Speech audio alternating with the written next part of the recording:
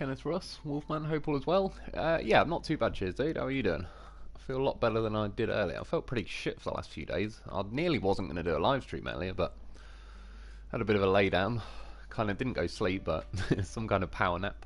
And yeah, I feel a lot better now, cheers. God. Oh, oh yeah, unbreakable. Is always a good sign.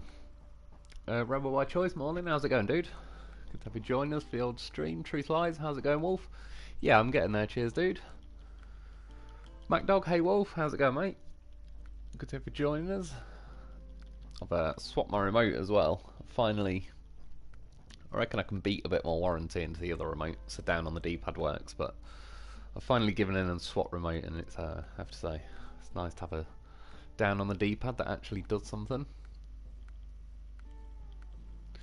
I drink common battery acid. Hey Wolf, how are you? Yeah, I'm not too bad, cheers, dude. How are you doing? Mark Rowe, hey Mr. Wolf, how's it going, dude? Good to have you join us for the old stream. Cheers for the tip as well. I just quickly, that Moe's special truck, it won't let you buy it in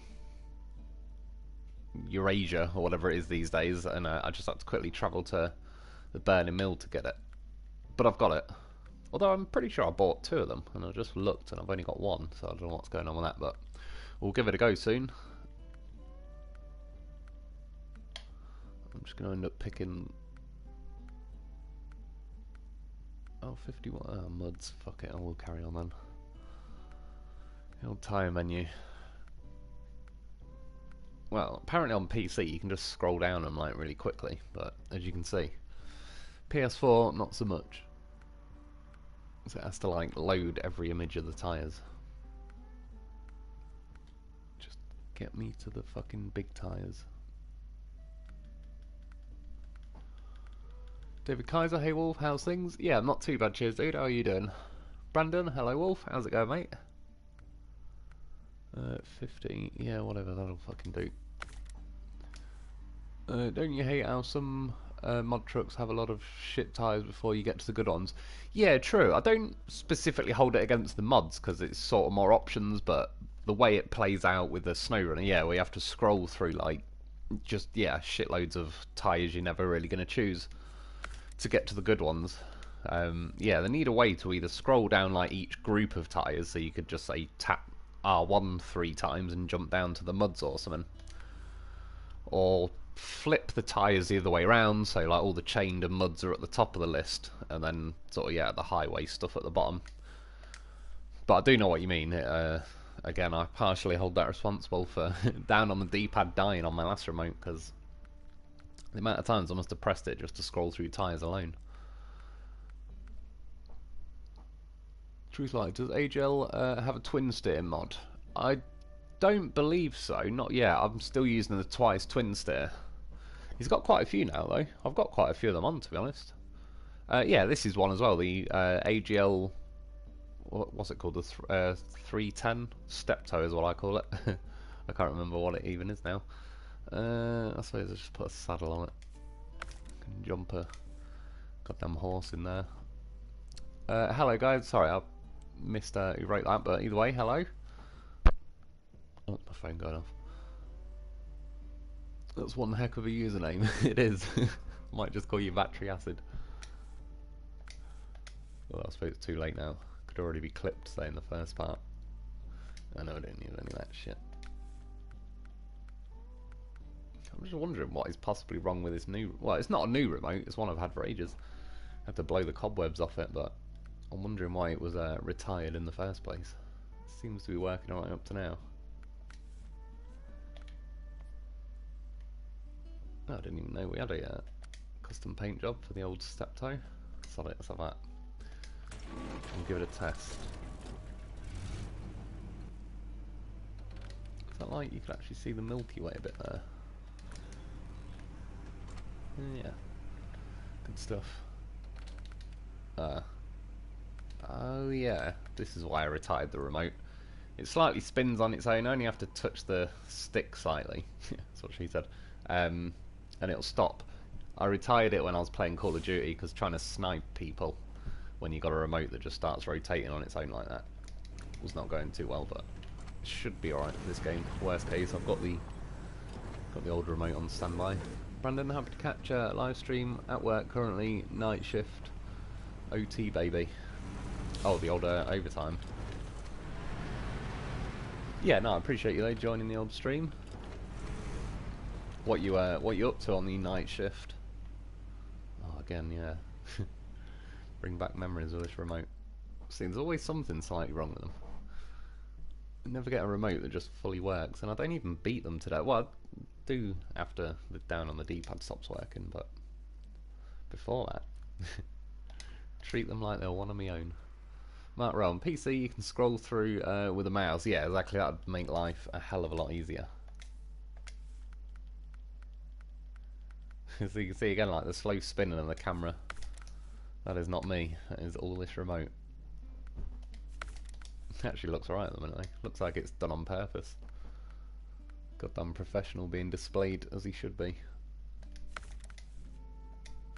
See, it's not too bad though with the loaf because he never has like a crazy amount of tyres. Justin Campbell, hail, how's it going, dude? Justin Lynch. It was me that said hello. Oh, was it? Yeah. How you going, dude? Good to have you join us for the old live stream. Like I said, yeah, I felt well crap earlier. I have for the last few days. I don't know if I've been ill or what, but slept like shit. And yeah, earlier I was not feeling it at all, but.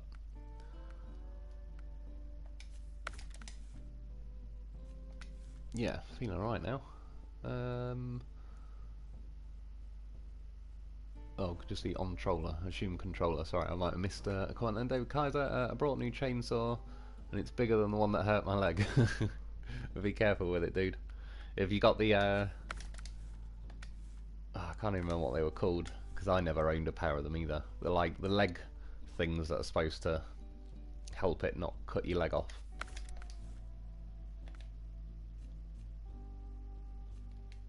Oh yeah. That's one thing I like about AGL Loaf as well. He can have his own little roof, not roof rack. He's always got a roof rack. The fog lights.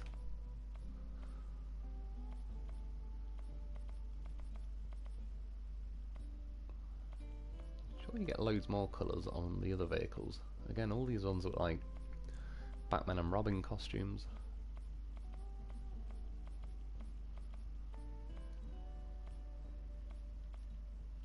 God knows, go orange. That'll do. Orange loaf. General Disarray, good evening, Mr. Wolf. How's it going, dude? Good to have you joining us.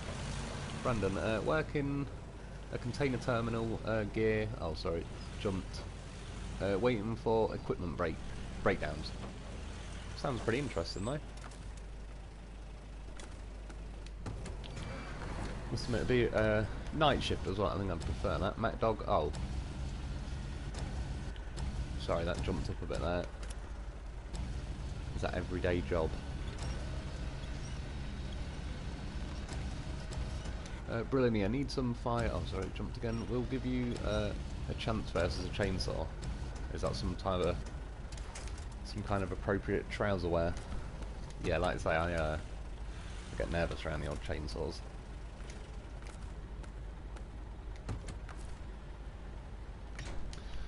Pack them in there. The chaps. Yeah, that's the one. Yeah.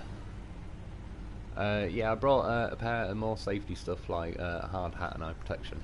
True, it's worth it in the end. I'm not a massive fan of health and safety gear in general, but yeah, when it comes to stuff that can get a bit crazy, like the old chainsaws. And as I said, yeah, I used to have a maniac of a hedge cutter back in the day, but it was sketchy to say the least.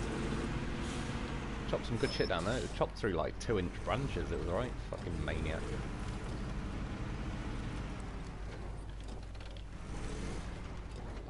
Hill. Oh, I did a nice little wheelie there though. That kind of helped. I'll just go for a quick blast with this and then we'll pick a mission. So, Orjan Fiskness. I hope you said that right. Hi, how's it going, dude? Good to have you joining us.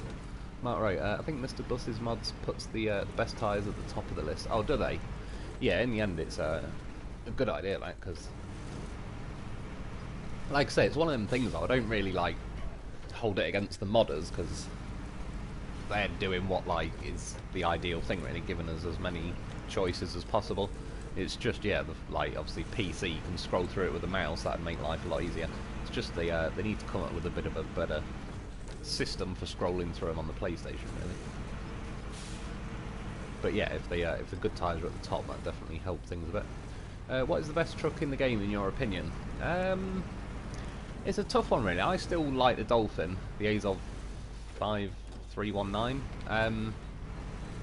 I think objectively, it's fair to say like the Zik 605R is a solid vehicle, just because it's like it's big, so it's got big tyres, so it rolls over a lot of the terrain. The actual tyres on them are nice. They're like, funnily enough, what is Loaf's wearing at the minute. And then it's got like a decent sized fuel tank. You've got a big roof rack on it, so it can carry spares and repairs and fuel. So all in all, but the only thing, or couple of things really, I suppose, that hold the Zix back is it's got no snow tyres, so no chained or anything like that, and it's slightly limited on the add-ons you can have on it, so you can't have like a small crane. I can't even, can you get a sideboard on the Zix? Because I'm used to messing around with the mod versions now, I get mixed up on what I can and can't have. I brought, is that a Husqvarna? Oh, Husqvarna, yeah, I have heard of them before. Well, I don't know if I pronounced it right. 395 XP, and it's 94cc, and the one that hurt my leg was a 460 Rancher, which is 60cc, yeah, so this one can definitely do like 50% more leg. Probably won't be the best advertising, well, depends. Advertising a Nike girlfriend, 50% more leg. Sounds pretty enticing.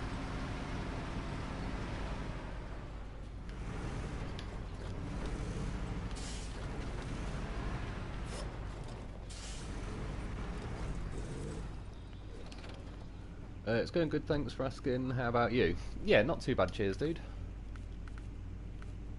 Cheers for asking, yeah. Getting there. I'm already, I've decided I'm over the colder weather here now.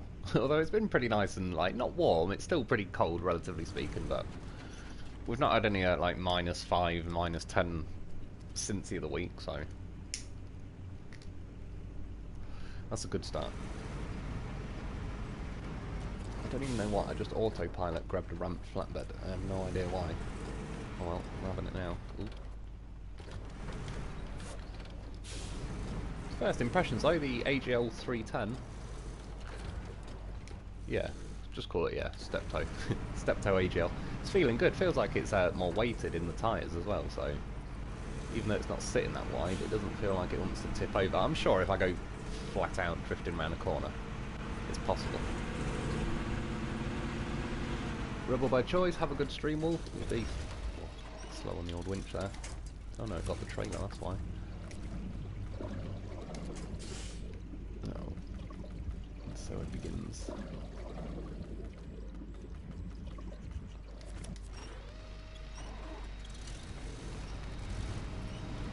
Away. See how the crane does. Yeah, sorry, have a good stream, Wolf. Yeah, I appreciate it, dude. Brilliant. 5 of my 6 machines are Husqvarnas.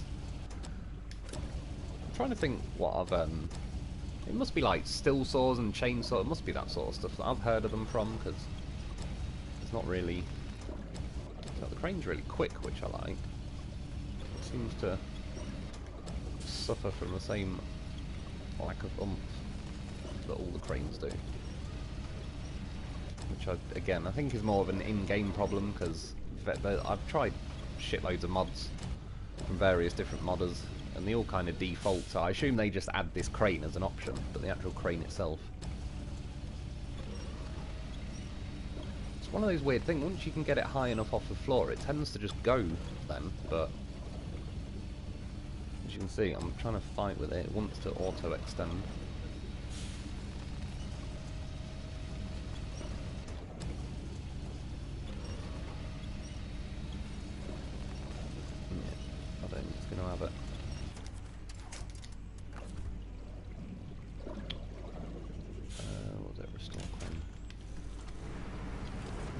Well, anyway, I can go on to a mission in a sec. I just wanted to give this a quick blast while I'm chatting away.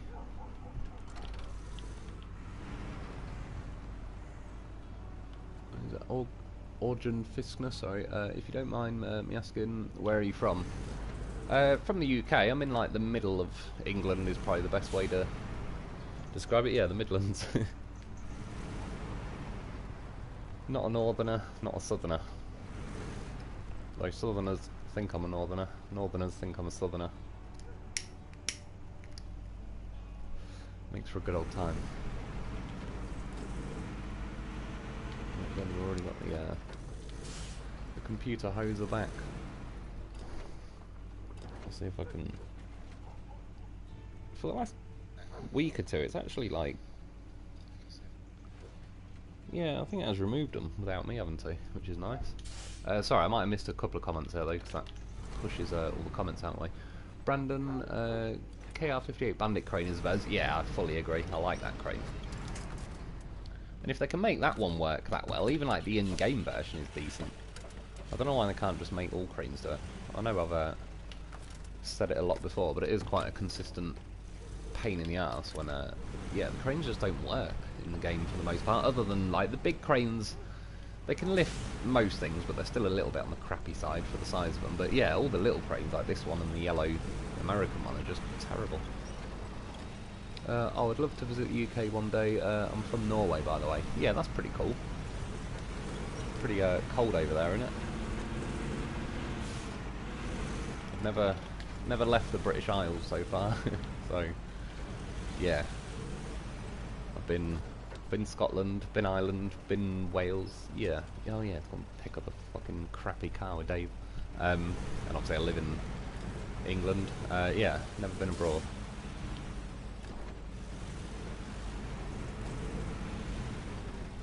Right, well, to be fair, I don't really have any particular idea where I'm heading, so let's go and see what missions we've got. What's that one? Oh, works out. Spinny remote. Special cargo. Okay. Don't even remember this mission from drilling equipment.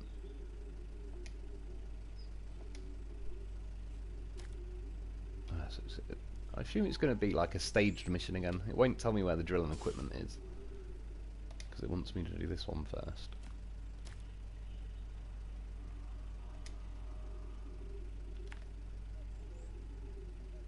Oh, which is almost back near the garage. Well, I'm going to go rallying.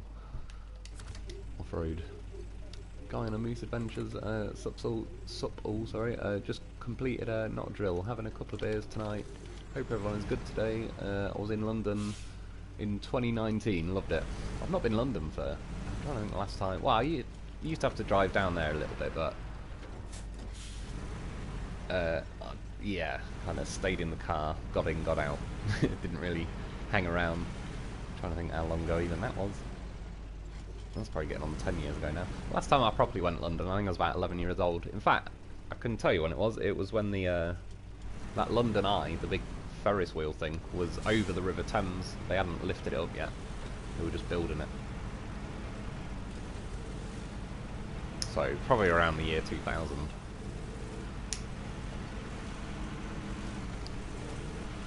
So, more than warm weather. Sorry, I might have missed a bit there. I lost my 180 hours save file 1 week ago, and yesterday I spent 12 hours trying to get the ZIC 605, or whatever it's called. Yeah, that's a bit of a pain, isn't it? 108 hours is a long old time to lose. It was about that much I lost, a different game, but that Elder Scrolls Oblivion. Back when, I think it was my first PlayStation 3, the 60 gig one. Which I wish they kept that the way it was, where it could, like, backwards compatible. Had 4 USB plug things, and it was just pretty cool. I will say, though, to Sony's credit, when it eventually broke, I rang them up on that, and then they said, yeah, try resetting this and that, so that's how I kind of lost my data in the end. But once that didn't work, they were just like, okay, cool, we'll send you a new one. And then that was it, they did. And then when I got this PS4, when I was doing Call of Duty, I got 2 PlayStation remotes with it. And they both died within about a week, which, to be fair, is pretty bad. Like, but, yeah, both times said to them, yeah, the remotes broke after a week, and they sent me a new one.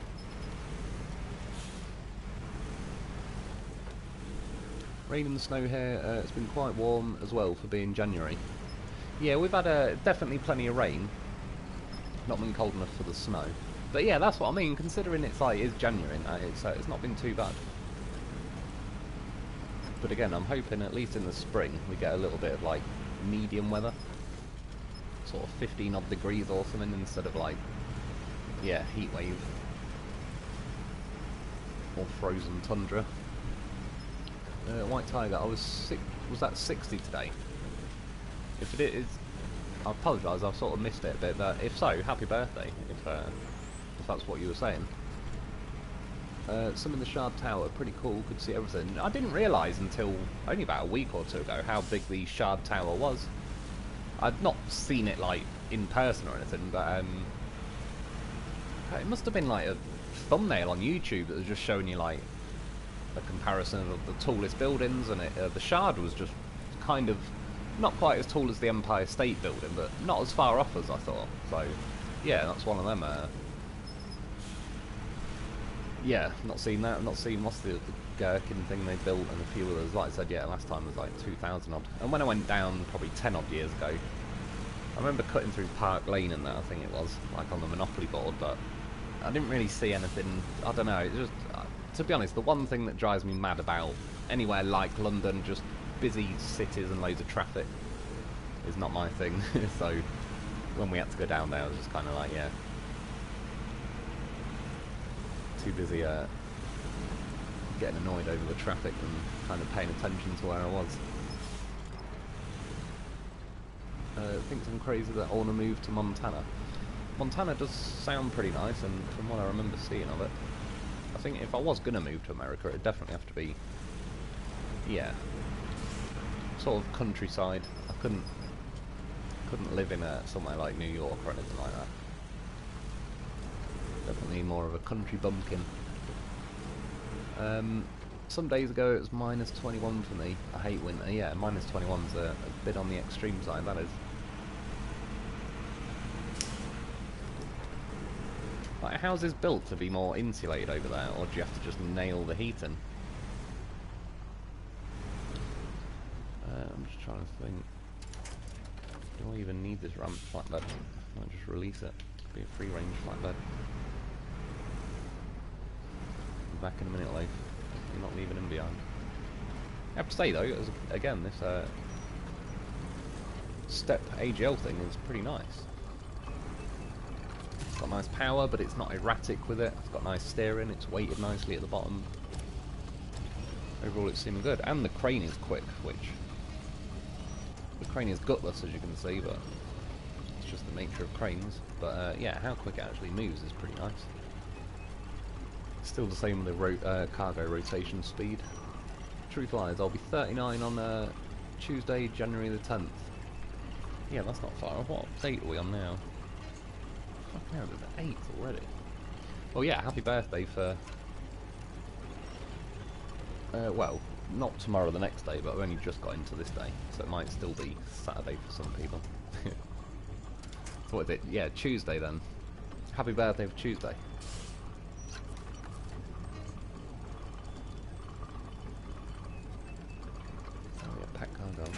Using my marbles. Oh, I'm restore crane. White Tiger. David Kaiser, Montana's a good state. I was thinking moving to Utah. Like, obviously I've never been to America or anything, but Montana, from what I can remember I've seen in like films and stuff, sounds pretty good to me. Again, anywhere that's sort of, yeah, in the middle of nowhere, like this kind of stuff, to be honest. I mean, I wouldn't necessarily want to be like so in the middle of nowhere that, you know, you're like 200 miles from the nearest shop or something, but just, yeah, large cities and built-up areas like that just aren't my thing, really. Like I said, I always wanted to visit New York, but to be fair, that was to see the Twin Towers. It's crazy as well, because when watching, yeah, Home Alone 2 the other week, he was on top of the Twin Towers, and that there were some sexy looking buildings.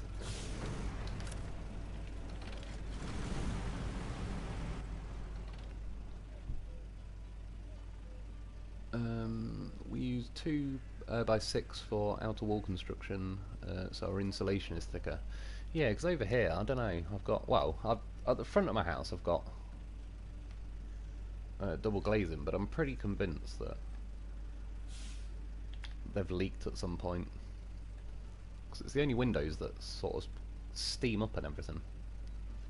All the other windows are alright. So yeah, I've got a feeling that the gas might have leaked out of them, or whatever it is, the vacuum in the middle. Well, I'm gonna, yeah, veer off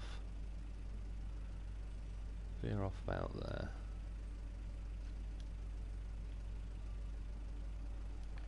Oh, that's another truck I've abandoned at some point.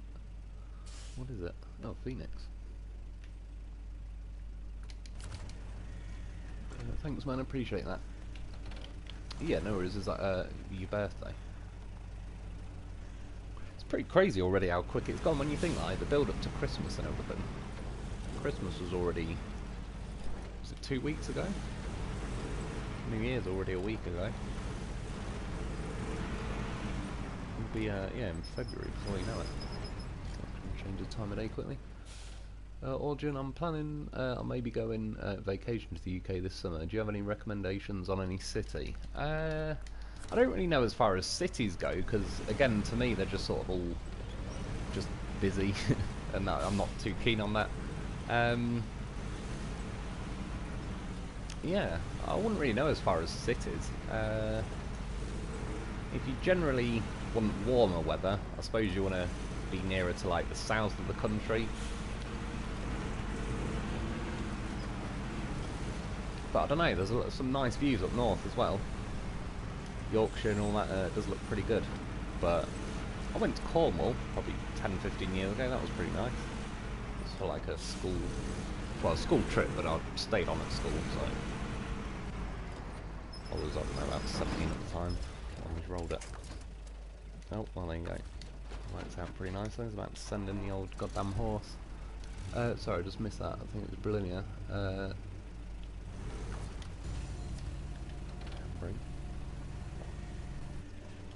Need to, in fact, yeah, I'm going to call around and see if we can get more insulation blown in. The house over 30 years old, and I think the west wall at least needs more. Yeah, I've seen people doing that, where they just kind of stick a pipe in the wall and hoof it all in there. Whoever came up with that, it's a pretty good idea. Jeez, this crane is she's a lively one. Mark Rowe, your English is way better than my Norwegian. That's true. I got taught French at school, and I can't even remember any of that. Right. Get in there, cargo.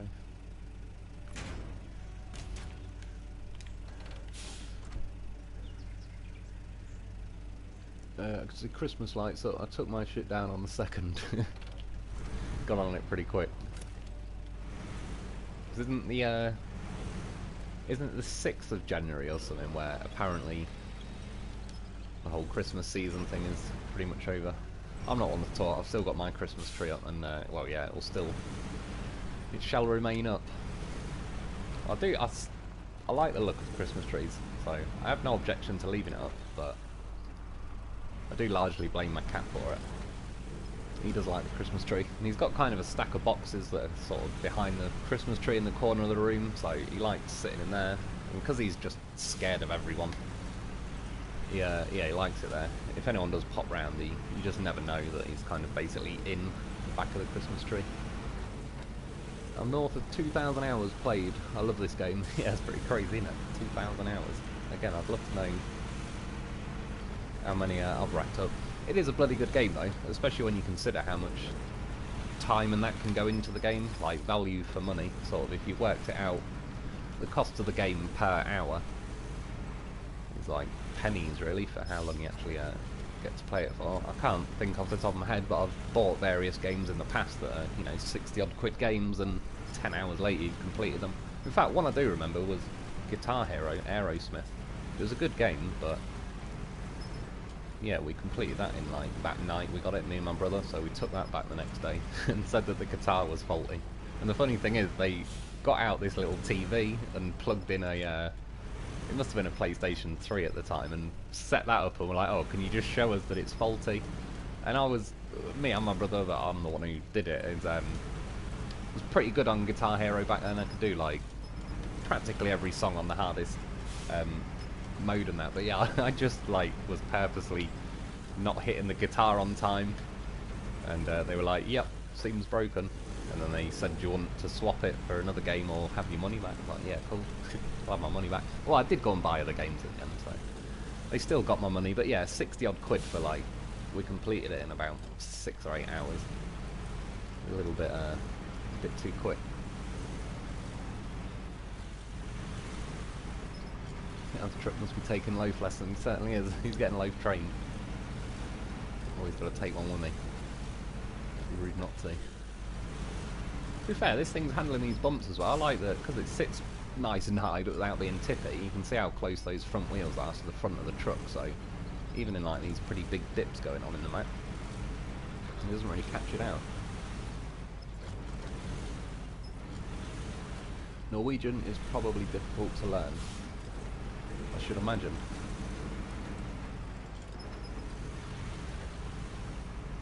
It's funny when you think like how many different languages there is all around the world, and they all essentially mean the same thing.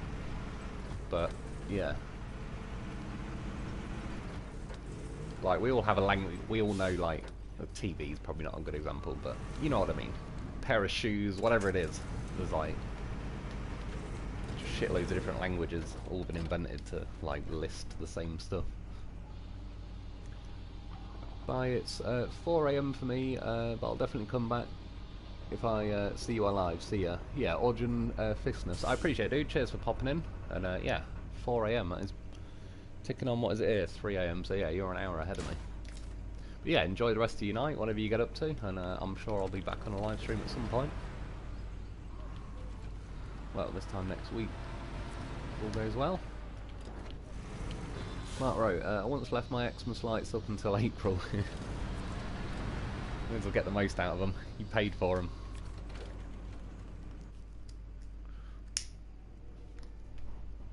To be fair, I just genuinely like, I do like the look of a Christmas tree anyway. I like the Christmas lights on it and stuff, so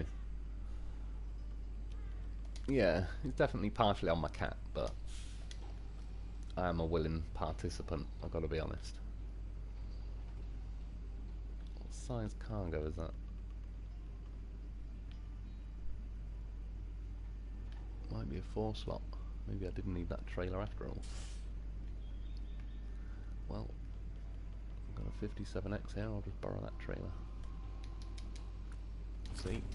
That's why leaving everything scattered across the map pays off one day.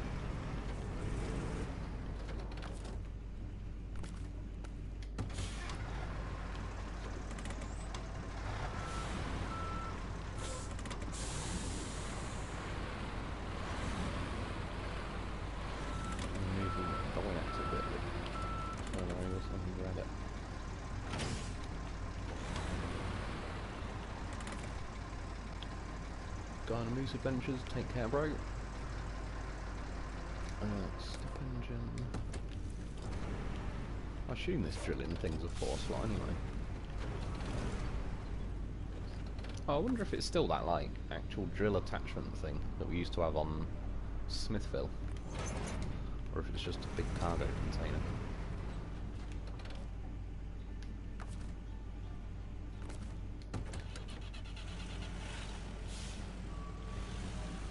Have another go and see if we can lift the goddamn horse.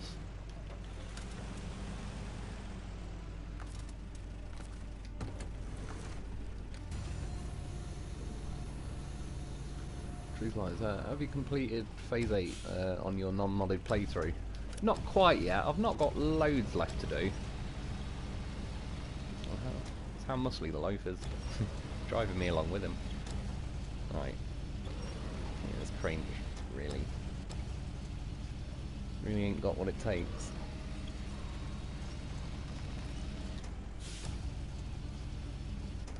Even let me swing it over to the...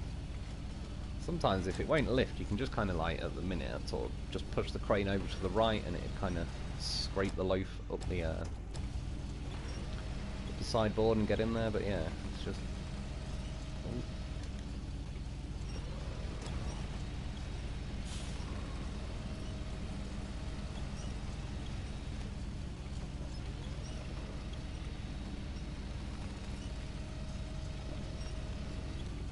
so close. So close yet so far.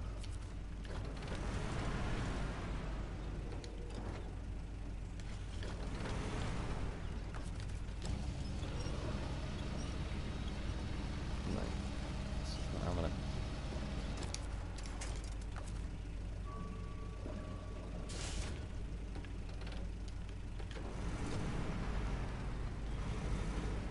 Let's put him on the trailer.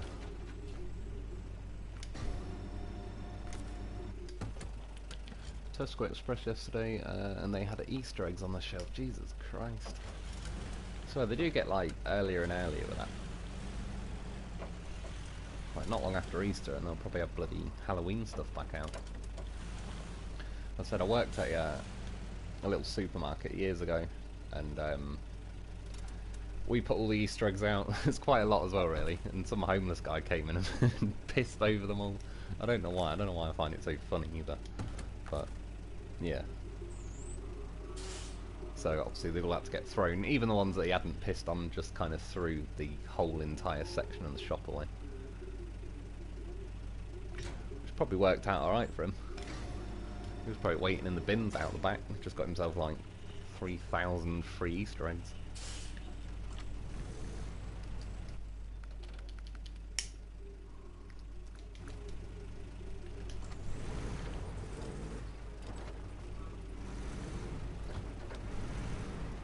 Just to mention, I've heard the Big Farm mission has been reduced from 12 potatoes to 8 potatoes. Oh, was it? That's cool. It did actually pay off then, yeah, cheers for letting us know, because I was kind of essentially been, yeah, avoiding that mission for a little while, just a bit like what happened on Phase 2 with the Yukon, where it was like you had to deliver 15 cabins or whatever it was, and then they reduced it down to 3. I was kind of, it was a long shot, but I was kind of hoping they were going to drop the amount a little bit. I was hoping it's more like 6, but yeah, that's a good start. There's 4 less to do. I'll take it. Brandon, I must tell you, I've been using the loaf a bunch more after seeing you use it. That is good news. He's worth taking. He's a goddamn professional. I say, just like an extra life. Like when I tipped over earlier, even though this truck rolled itself back to its wheels, yeah, the loaf could have flipped me then, and like I say, got spares, repairs, fuel, mobile winch point, just general morale boost. We've got all sorts going on.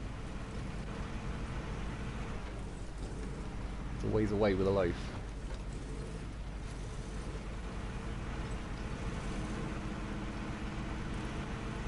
Right, that loaf needs to go on a diet. I must admit, it's a particularly thick, chunky loaf, this one. Crane isn't liking it. Normally it's pretty bloody close with the crane, but yeah. This one's an extra juicy loaf, fattened up for Christmas.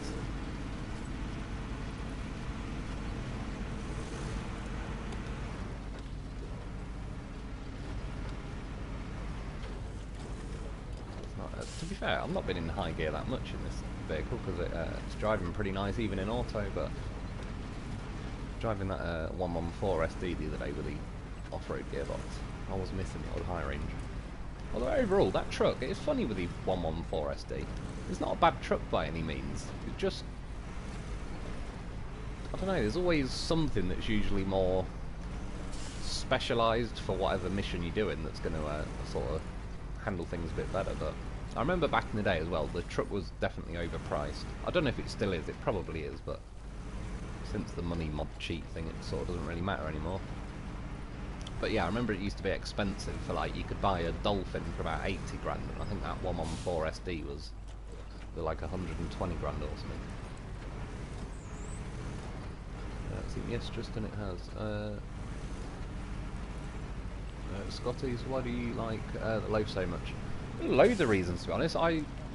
Ages ago when I started using it, yeah, it's after I jumped loads of trucks off the White Valley runway, and every single one of them, about 15 of them, all landed in the water on their side. Not one was back on its wheels where I could just flip everything. So it was a joke. I kind of took the loaf because it was the last vehicle I had in my garage at the time. And yeah, and then it flipped every single truck, and then I was kind of like, oh well, that's that's not bad actually. And then it just kind of progressed from there. Every time I took a loaf with me, it saved my bacon if I tipped over, and then every now and then I didn't take a loaf with me, and then I'd roll or something would happen, and I'd think, God damn it, if I had a loaf with me, I could have got out of this.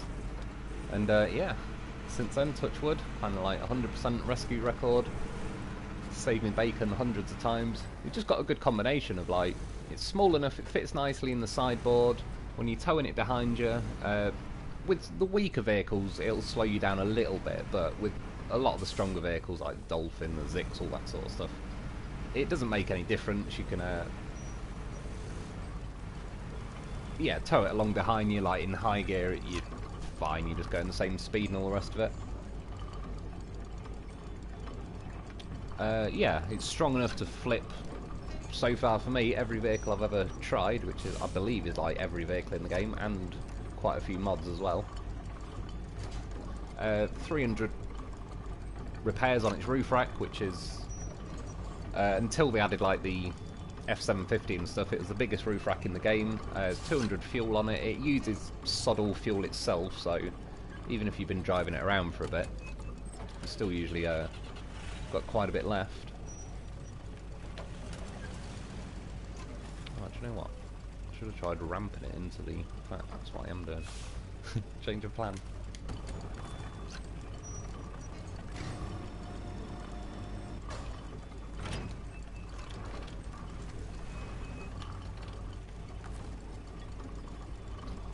Squeeze that one. That's what she said. Have to do it in reverse. Truth lies. That's the AGL loaf, isn't it? Probably weighs more than the regular loaf. Try lifting the regular one. Yeah, that's true. What the hell was he doing? The breakdancing. No. The middle winch point. Yeah, that's true. It probably is got a bit more weight low down. Either way, though, those cranes are just... they are too weak, not enough oomph to them.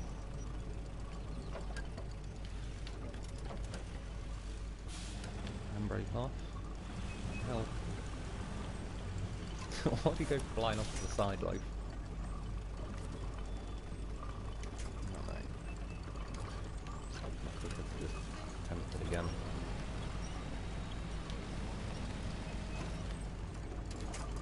Unprofessional. That's another thing as well. For whatever reason, everything I try with the loaf, it seems to work. It's just like a very entertaining vehicle that keeps going. He's in.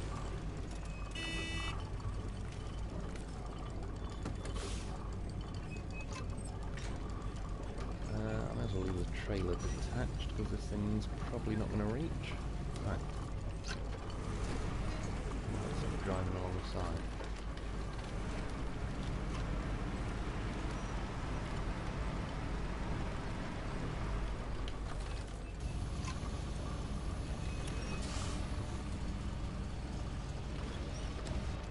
Yeah, this crane is just pretty bad. It can't even lift this.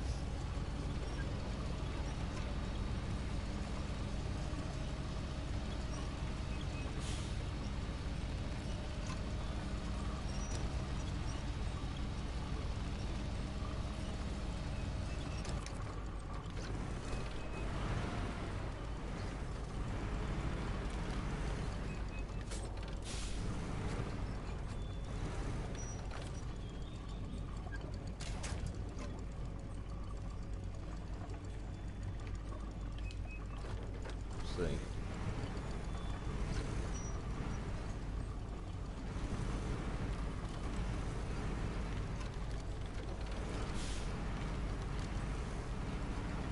If so, yeah. I think Fat Loaf Fat Loaf is not to be blamed.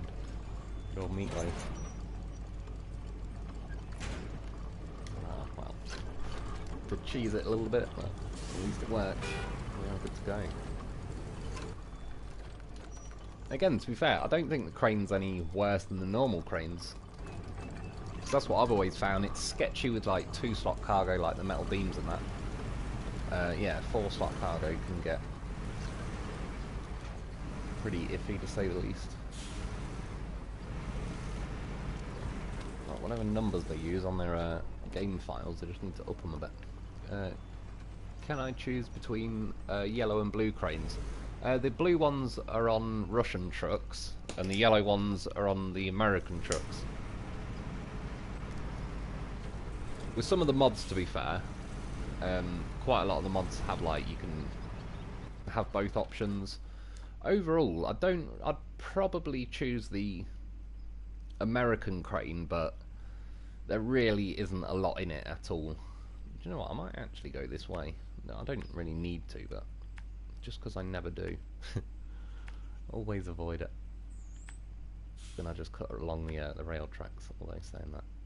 It's like a nice little gap there. Yeah, probably. I think the American truck, the American crane, the yellow one, is a tiny bit longer, but again, it's practically no difference. And yeah, the same with the cargo. I mean, they are probably about the same. It's just more. I probably use Russian trucks more in general in this game, so I use the blue crane more, and have been disappointed by it more, just because it can never lift a hell of a lot. Brandon, I just found the best engine for the loaf. It definitely helps. Yeah, true. It takes damage pretty easily. Like the 180 custom or something. Yeah, it does get damage very easily, but in the scheme of things, yeah, it's nice to have like the extra kind of zippiness going on to it. Plus, if you've got a roof rack on and all the rest of it, I think it's 70 engine health, so even if it damages it quick, it can only cost you like a maximum of 70. Which means, yeah, you got like 4 times you can repair your engine and still have 20 repair points spare as well.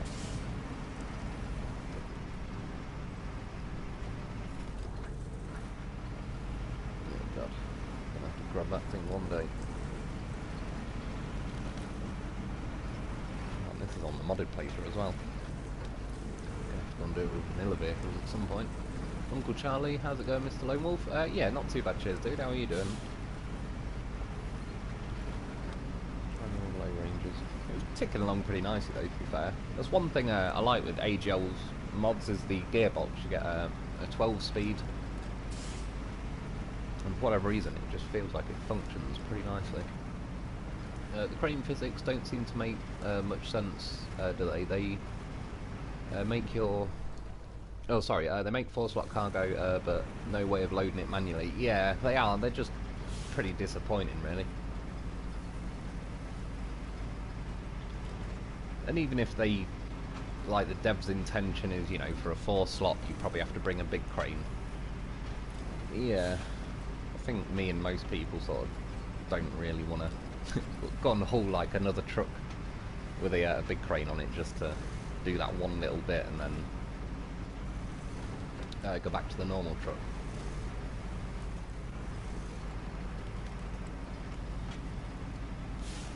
Which I didn't actually put the stronger cranes mod on. Well, I don't even know if I had room in the end. I squeezed just about every single mod tonight that I could. To the point where it was telling me, even like stuff that takes hardly any memory, it was telling me like the too full, can't even add them on.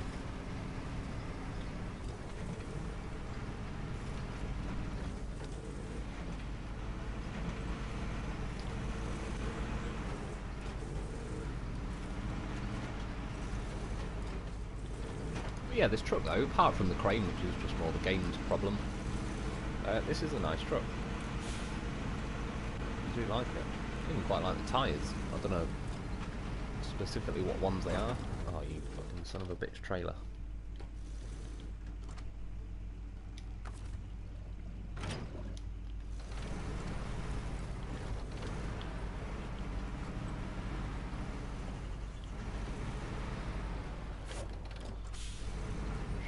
Work like we do every day. Sometimes it does.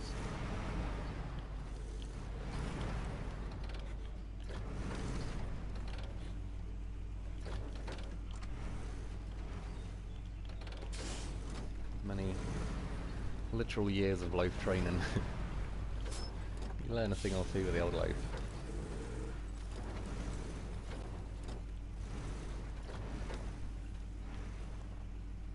Just too lazy to even get the loaf out this time. He's mind controlling via the back. Probably should lift that ramp back up, I suppose. Well, we're good to go. It could have gone a lot worse. Just quickly change it to daytime as well.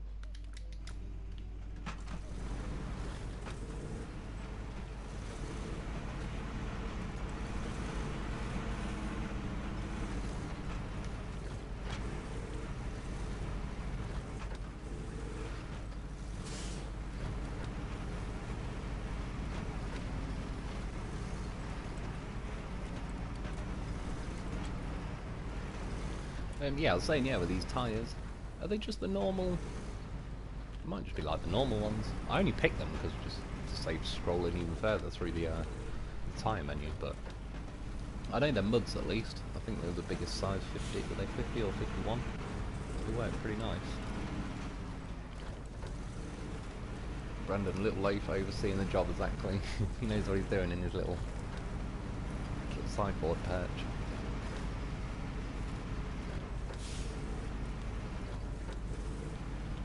Which I remember when I was doing the actual loaf video. I can control vehicles just sitting in this little sideboard. Do zombie winching, go all over the place. It's the last thing it needs though. It'd be nice if you could steer the vehicle you're winching via doing your own steering. Then I could literally like just zombie winch everywhere. Nice reload to the trailer. Yeah, cheers. It went pretty well. Like I say, it's normally I'll jump the loaf off and then reverse into it, and it pretty much does the same thing, to be fair. Kind of flick. That's why, like, you're best off reversing into it for whatever reason. The front bumpers usually catch and roll over it too quickly, whereas like the length of the side bed sticking out the back just helps like twist the cargo 90 degrees, so it sort of at least rolls up the trailer instead of either the truck jumps up on the cargo before it's on the trailer, or it'll just shove the cargo and the trailer sideways. But yeah, that, I must admit, that did go pretty well. Could have gone a lot worse. Scotty Chanel, which truck were you most disappointed with in the performance? Probably relatively speaking, it's going to be something like the Derry 4 thing, whatever it is, like the big Derry, the one that was sort of the most expensive one in the game back in the day. Just because I think, as it was like the last vehicle I was hoping to get and all the rest of it, and it appeared to be like the last big beefy truck. And in real life, I've seen videos of them. There's like the Oshkosh M1040 or whatever they are. Yeah, and in real life they are an impressive piece of kit. So in this game it was just really disappointing. And even to this day, which I'm surprised they haven't, but they've never really done a lot to it. Even the other Derry, they sort of put diffs always on for that, and they did the liftable axle. And overall that kind of, yeah, improved that. It's not the most versatile of vehicles, it can't have a crane and all the rest of it. Which that's what I'd like to see them do with that, the bigger Derry as well, is have an option just to remove that like winch thing off the back of it. Yeah, I'd much rather have like a small crane, and if it could fit a sideboard, just stuff like that. It's not the most versatile again, really. There's quite a few missions, like in the last couple of weeks, really, probably more on this phase. I've considered getting the Derry out to do a mission, but it always comes down to I either need a crane or a sideboard or something that, yeah, the Derry just doesn't let you have. 666. Power of change. Well, done. I have to go to a different map.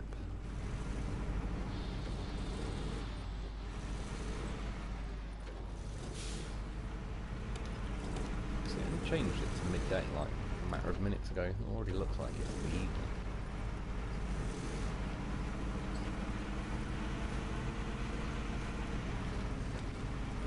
Head to the Heartlands map or something, see what's going on there. In fact, I suppose I could look at what missions we've got just in case I end up going to the Institute map. Brandon, he's like a little foreman. He is. He's his own little foreman jacket. Visit the academy. Let's do that one. Eco action.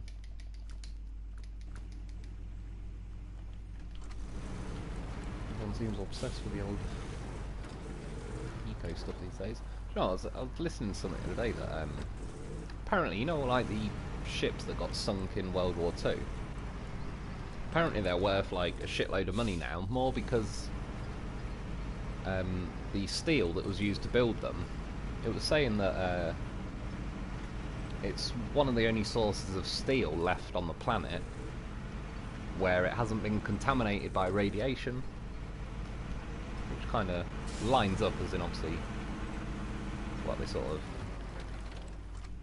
got the nuke going like right at the end of World War II, but during World War II everything that was sank was pre-nuclear bombs, nuclear testing and all that sort of stuff. And yeah, I was thinking, like, if that is the case, then even when they produce steel these days, they must have like a tiny amount of, like, I don't know, if what it was saying was true, which it sounded kind of legit. It wouldn't surprise me. You kind of got to assume the government realised the nuclear tests were fucking something up if they actually all decided to unilaterally agree to stop testing them. But yeah, if that's the case, it makes you wonder how much stuff is actually contaminated with radiation these days. But yeah, apparently the World War II ships they're good because they sank just before.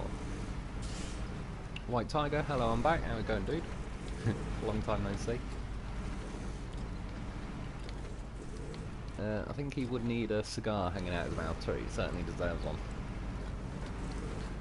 It's true, got a bit of a Winston Churchill vibe going on if you had one of them. I suppose I will go this way. I could have just cheated a bit and go along the rail tracks, but since this truck's holding up pretty well, goddamn horse floating, just out in the wilderness, meditating, learning the ways of the loaf.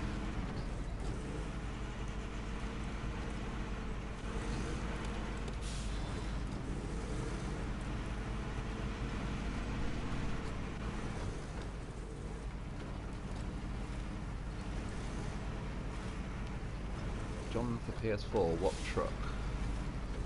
What's that, sorry? I'm not sure. Truth lines, floating loaf.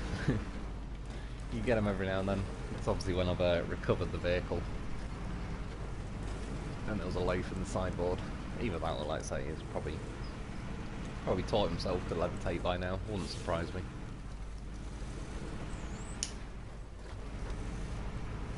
Funny enough, I was listening to someone else earlier that was saying about different declassified projects. I think they mostly ended up being like American CIA declassified stuff.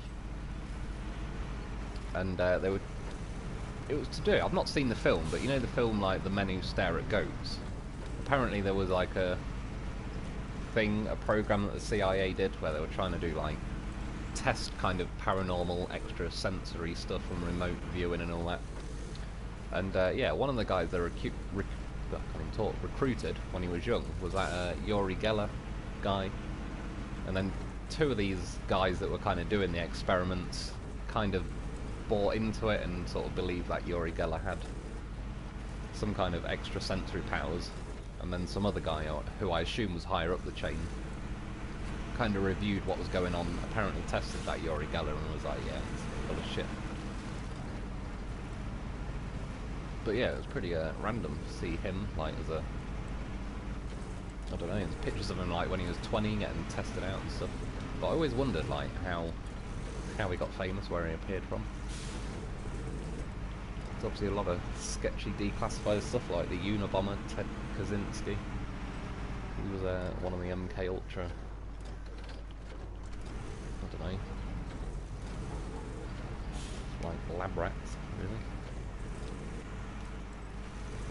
What mission is this? Bit of this and a bit of that. I think I have done that one before. on the normal playthrough. I may as well collect it while I'm here.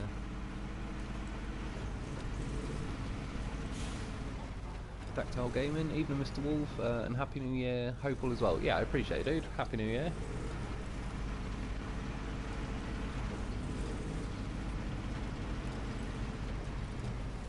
And yeah, just about taking on. Like I feel pretty good now. I felt, yeah, like shit earlier.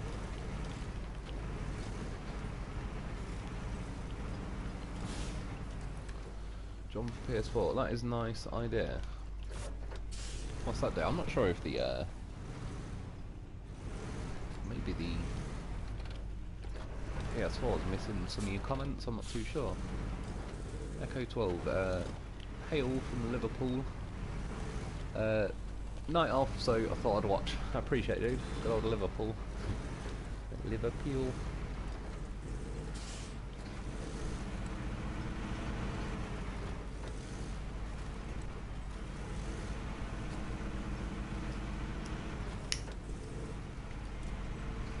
I used to have to, well, not have to, but I used to go to Liverpool a little bit when I was getting the boat to the Isle of Man. And like I said, it's sort of a cliche, but it still made me laugh when we first, because normally we'd get the boat back to somewhere called Heysham, which is nearer Scotland, but it was just, well, twofold. One, the boat that we went on that went to Heysham, you could smoke on it. And two, it was just, once you got off the boat, you were basically straight onto like the main roads that were just not busy at all. It was a piece of piss just to get back to the motorway and get out of there. Whereas once you leave the motorway going into Liverpool, it was just like a lot busier and all that. But yeah, we got the boat back, and ended up getting like the different boat from Isle of Man to Liverpool. And when we first got out the seaport bit, like the very first thing we saw was a police forensics team that were literally dusting the front door, and you could see footprints where someone had kicked this front door in. And yeah, it was just quite funny, like welcome to Liverpool. But again, I actually quite like it up there. I did. I used to know quite a few people from there, because I used to live in East Yorkshire, so I was kind of about level with Liverpool, but I was on the east coast really, not over to the west. Random, hello Echo.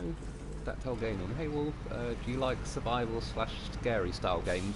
Potentially, yeah.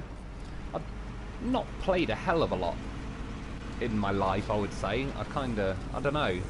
I wasn't really like scared of the games, because I'm trying to think of like what I'd consider a scary game. Well, that Fear game I got, yeah, when I was a teenager, that I didn't realise was a scary game. That was a bit scary. Yeah, like I've got Alien Isolation, which is, I suppose, kind of, yeah, you're getting hunted by an alien. That's kind of like a survival horror type game. I've got the Friday the 13th game that I've not even played yet. So yeah, I'd say I do like them, but I'd say as well I'm not really like an expert on those sort of games or anything. I've not played loads of them, but if done well, I like the idea of it. James Randi made Uri Geller famous for being a fraud. Do you know what? I can't remember the name, but it might be that James Randi that was the guy who was like a psychologist or something, who, it could well have been him that ended up exposing that Uri Geller, and he was sort of saying the two people that were testing him are just, yeah, like making a mockery of science or something.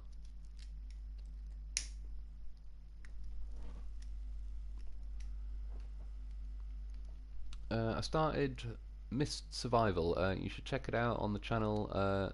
I don't do jump scares well. Yeah, jump scares, they obviously scare me. Yeah, never really been a fan of jump scares. Just because it's like the cheapest way to get a scare out of you. Even if you had like a funny game, Scooby-Doo could, you know, do some kind of jump scare and it'd make you jump. And obviously back when I said before where my mate made me watch that thing where like the writing got smaller and then the Exorcist girl was on screen screaming, but he had like the best of the best surround system going on, and yeah, The Exorcist screaming was ridiculously loud. But yeah, just back then there was a lot of like, you remember all those jump scares on YouTube that was like a car driving along and then a zombie comes like screaming up, like right close to the camera and all sorts. Just all the old classics. Got caught with all of them.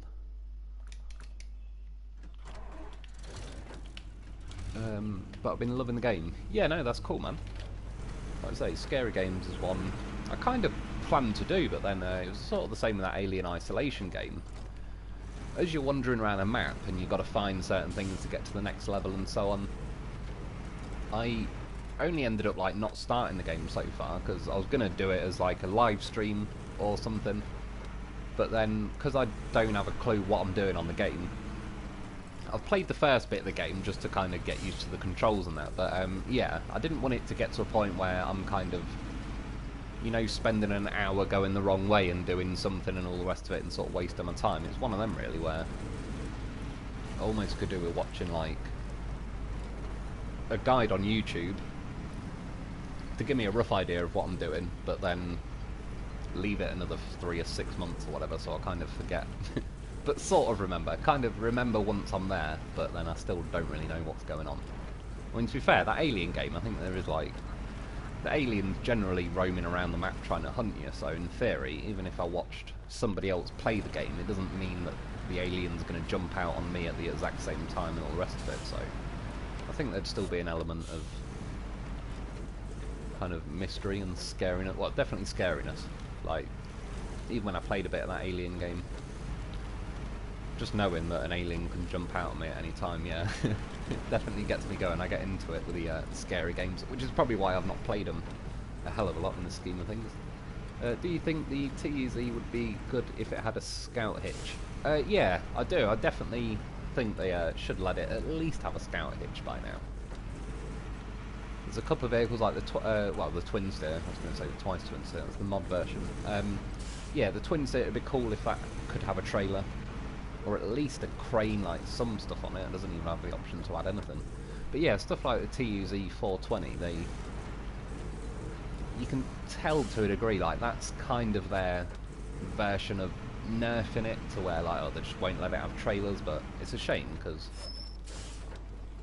yeah. It'd be just cool if it did. It'd be a sort of much more useful as a vehicle.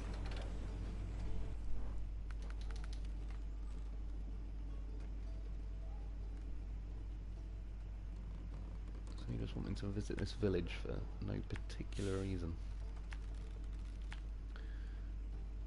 Didn't it say 3? That doesn't look like 3.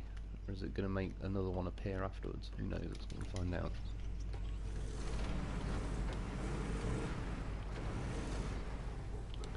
Scotty, yes, it was James Randi. He had a TV show in the 70s where he would expose so-called psychics and healers and ghost hunters. He really took...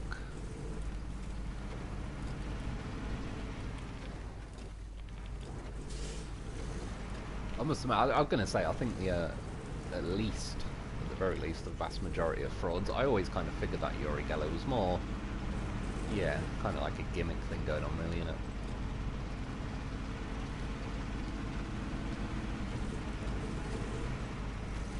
Well, I'm ahead to bed, Wolf. Have a good stream. I'll watch it in the morning. Truth Lies. I appreciate it, dude. Cheers for popping in, and yeah, enjoy your sleep.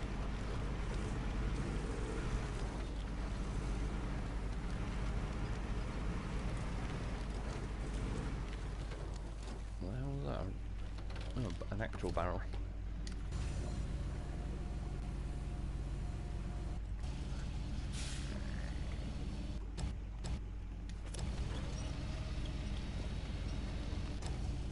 Well, that's one piece of cargo it can live, but it ain't got a chance in hell of reaching the trailer.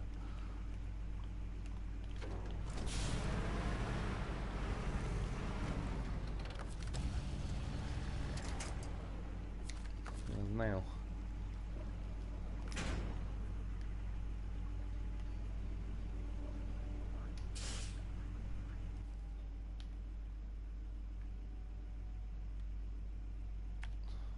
Going to make me deliver one at a time. Do you know what, let's see if we can cut across here. Probably be a better route to go than those bloody trees that are there.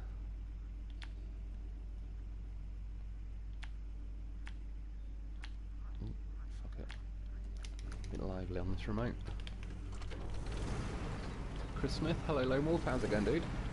Thanks for joining us. That's how gaming. Yeah, I've been live streaming game, but still playing offline as well. Survival, crafting, and zombies. What could go wrong? The old zombie games as well. But then again, I've not played loads of zombie games. One of the games I do remember, but I don't know how much it counts to true zombie games. Was it Black Ops? With the zombie maps like that Kinder Totem map or whatever it was called. Many nights spent, yeah, again with my brother, hammering that game.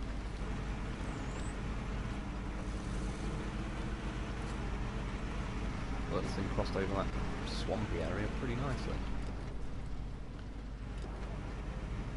Scotty, before he passed away, he was going after some so-called mediums, like Long Island medium. Yeah, so he went all out on them. It's funny though, like I said, I believe the vast majority, at the very least, are scams and all the rest of it, but it's funny every now and then when you hear, like, wasn't there like a, well, I assume, partially famous, like, murder case in America where someone had, I think it was kids as well, and like had buried the kids in various locations and they weren't saying where they were, and in the end they got some medium, and apparently she managed to sort of like, yeah, say where the bodies were in the end. I don't know how, like, if that's true or not. I was talking probably a couple of decades ago. I remember hearing and reading about that. But yeah, it's sort of like with most things, when you see, like, say, ghost videos as well on YouTube, the absolute vast majority of them are clearly fake. Then every now and then you see one that's pretty sort of sketchy.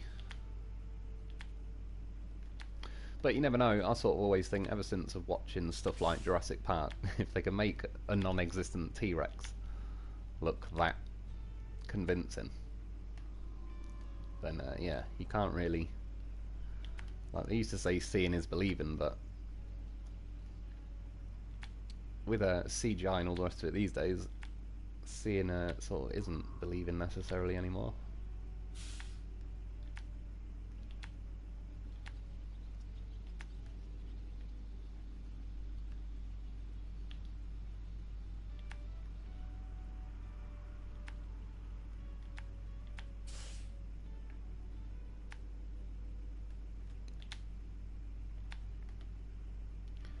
And I assume, does it want me to bring them back out? I wonder why it only... Well, did it only show me one? I'm pretty sure these others didn't light up last time, but God knows. Which way do I want to go back? I might just attempt cutting across the countryside.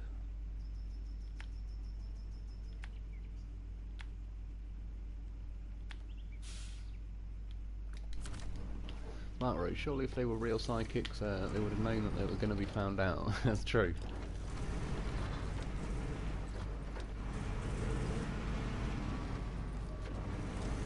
There was a, what was it? It was a, I didn't really see the program I just seen something about it, like, as a bit of a video on YouTube, and oh, what the hell was it? I think they got a load of psychics together and were like doing stuff to test them, but they were kind of like, they were going to call one of them out as a fraud. I can't, to be honest, I can't remember.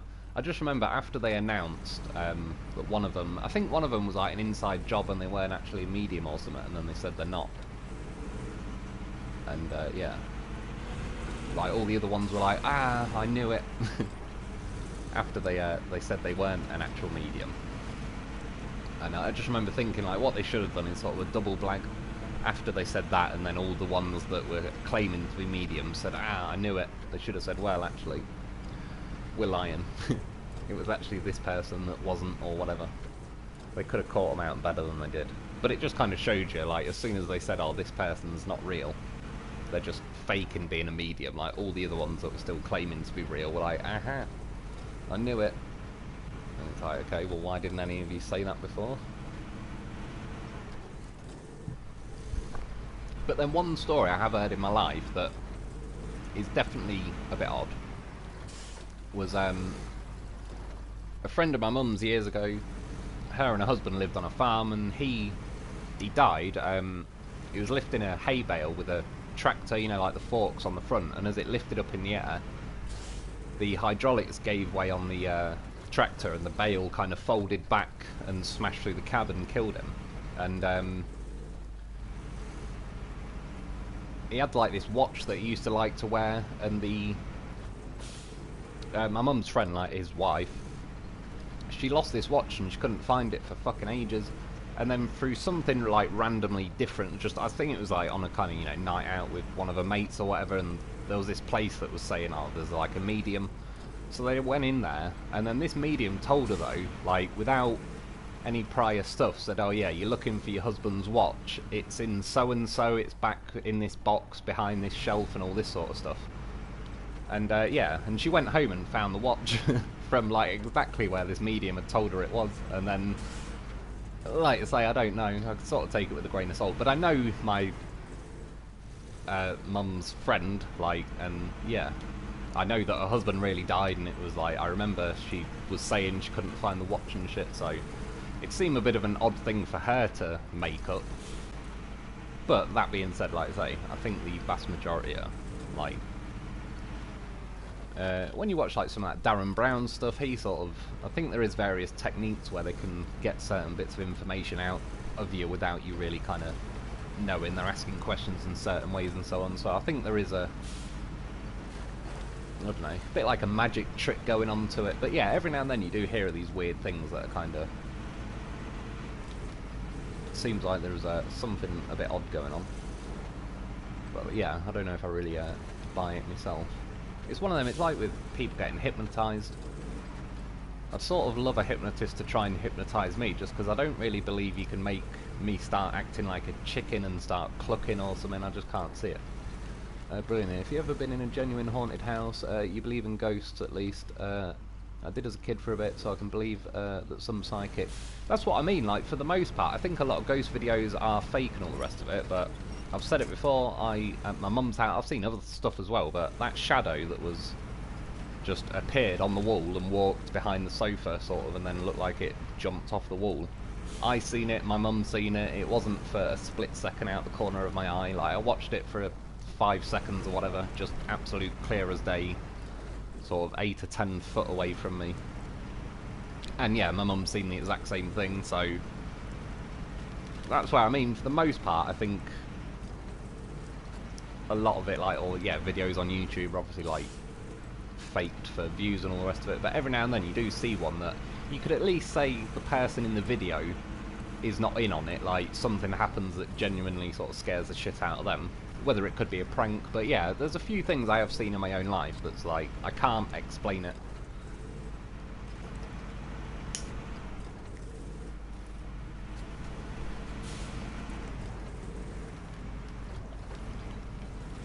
And yeah, like you say, with some psychic, that's what, again, I think 99% of them are like con artists, but I do think every now and then, like as an example, is just, yeah, my mum's friend with that watch is pretty weird. Like, there's no way that she should have known that she was even looking for a watch, let alone where the hell it'd be. Or to even say that information in the first place. So yeah, it's one of them. I'd sort of, well, I mean, that yeah, declassified CIA thing, it was basically like the CIA looking into the paranormal and all that sort of stuff, because obviously something had got them, I don't know, convinced enough to at least look into it.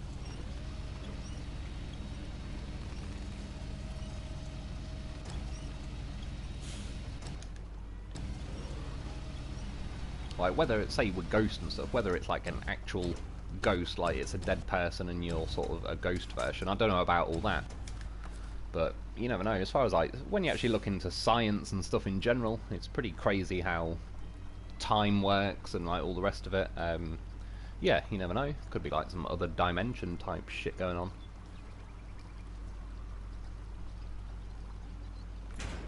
I'd love to know all that sort of stuff.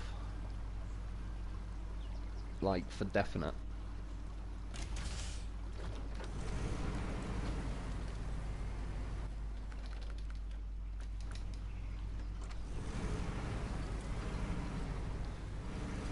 It's like, say, when you watch films like...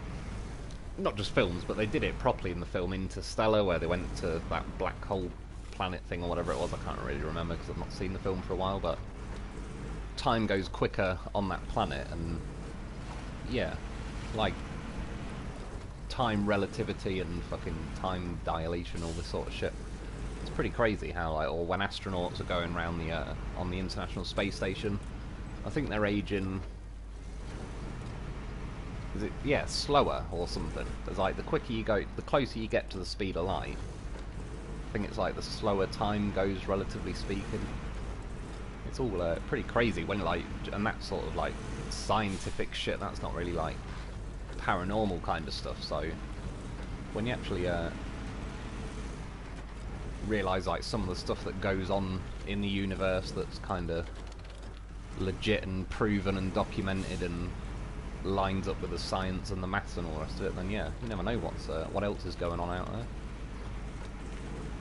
I imagine even, you can see why back in the day, like, you know, when a thunderstorm happened, for example, or a hurricane, like, people used to think it was like the gods were angry or something. So I can see and hide right there. Can we... we had stuff get moved around, and the dog freaked out and hid. That was in the late 60s. Yeah, do you know, when I was a teenager as well, we had a big black dog. He was a beast as well, Eddie. He was a German Shepherd, but he was absolutely gigantic. He was like a horse. And he started acting really weird one day. Like, after, I think it was I came through the front door, but then he just, I don't know, started acting weird, like, sort of howling and looking up in the air and doing circles in the hallway, and it was like, he'd never done that before or since, but he was like, he was looking at something, like, watching it for 5 or 10 minutes, and then, yeah, was, I don't know, not happy. But yeah, like I say, all that sort of weird stuff, I'd love to know what the actual case is.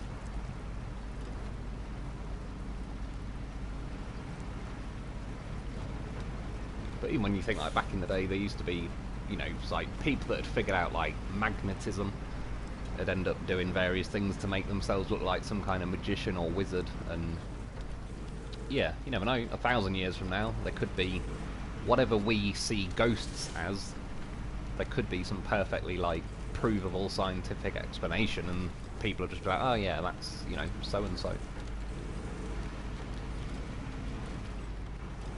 Because when you think about it, if you had no concept of, like, magnetism being a thing, if you've seen it for the first time, like, you can see, I don't know, stuff levitating or sticking and doing all that sort of stuff, it'd, yeah. You could easily put that down to, like, something that's paranormal until then you sort of find out the science behind it, and then it's sort of, yeah, it's just magnetism kind of thing, but yeah, you never know.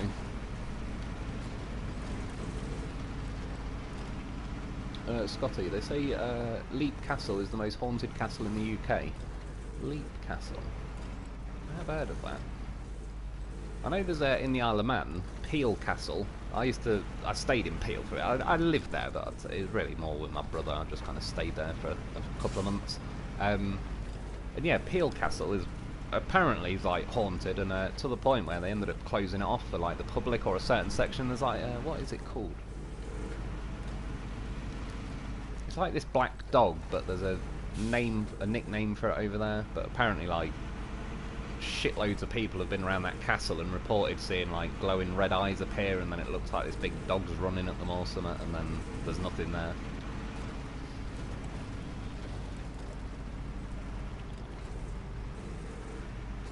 Chris Smith, make you cluck like a chicken holding a beer. It's one of them, dude, like with hypnotists. I don't know. Because then when you see someone get, like, attempted to be hypnotised and they say, no, it's not doing anything, and then the hypnotist can just say, oh, you're sort of one of them people that's not perceptive to it. But yeah, do you like when you see you know, hypnotists do stuff and they'll turn someone into a chicken on stage or something? I don't know, I kinda, yeah, I'd be curious to have it tried on me, just because, I don't know, I'm not really buying that one until, if someone successfully managed to make me start walking around clucking like a chicken or doing whatever, because I certainly wouldn't do that. Like, you couldn't pay me to appear in front of people on a stage and start clucking like a chicken. Oh yeah, shit, I only grabbed one of them. Did I? Well, I must have drove past it then. I'm going to have to go back again. I'll only go along these roads, so it's not too bad, but... Sod it, I know where I'm going. I'll say, I must have at least driven near it, because I got all the waypoints. Brilliant. Yeah. It's always fun when you have cats and small babies staring into the corner for several minutes. Yeah, exactly, and stuff like that can get pretty freaky as well. Like I say, every now and then when my cat's on me, sort of, when he jumps on my chair, sometimes if I sort of lean back, he walks up my chest and then kind of does his claws like he's trying to turn my left shoulder into like a fluffy pillow. But then every now and then he sort of, as if he's panicking, then he starts staring at something above me, behind me. And it's like, whatever he's looking at something. He always does it and freaks me the fuck out when he does it, because especially the fact I'm like up in the middle of the night, so when he starts doing it at 3 in the morning, then yeah, whatever it is, he's staring at something like fucking Jason X is stood right behind me.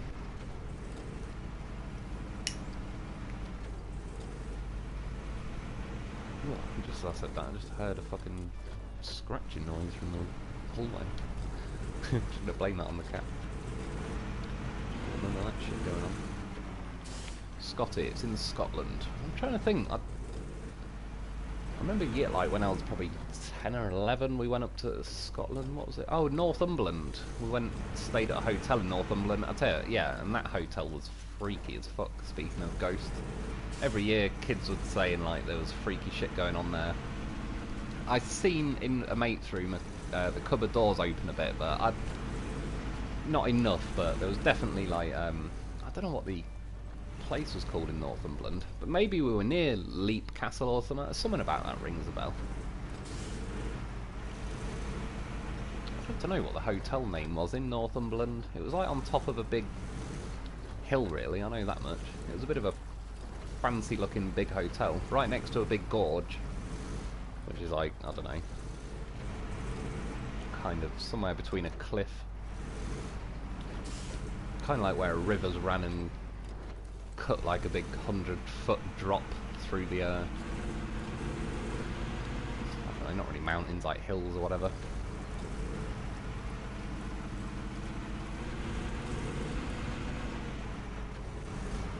But yeah, that hotel was old, like hundreds of years old, and it was freaky as fuck.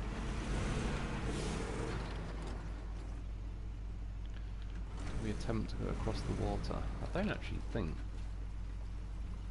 Oh, it's got a snorkel on it.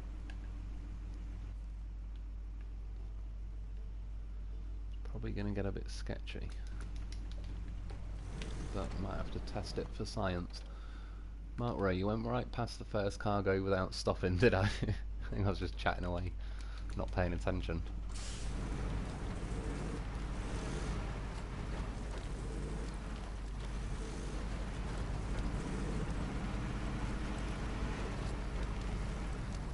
Might go pretty deep, yeah. That wasn't worth it. I don't even know what's going to happen. I have to send in the loaf.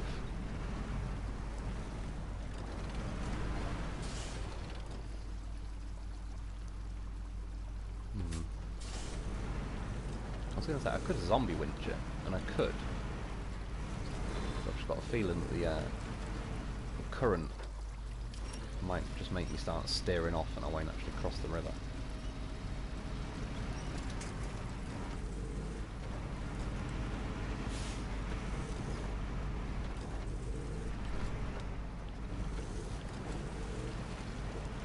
I was incorrect, it's in Ireland. Oh, I don't know then. I doubt I've visited it in Ireland. I did go and visit my my grandma in Ireland when, yeah, it's probably about 11 odd as well.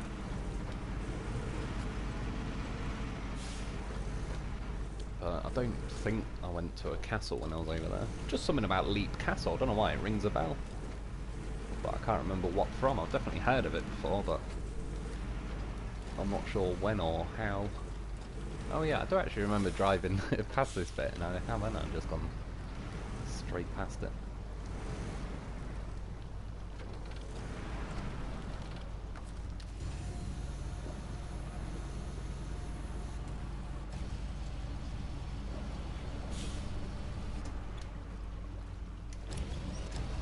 Yeah, when I was in Ireland, I remember climbing a mountain called Slieve Crúb. I think Slieve is the Irish for mountain, so I assume it'd be called like Mount Crúb or something. It was one of them where I said my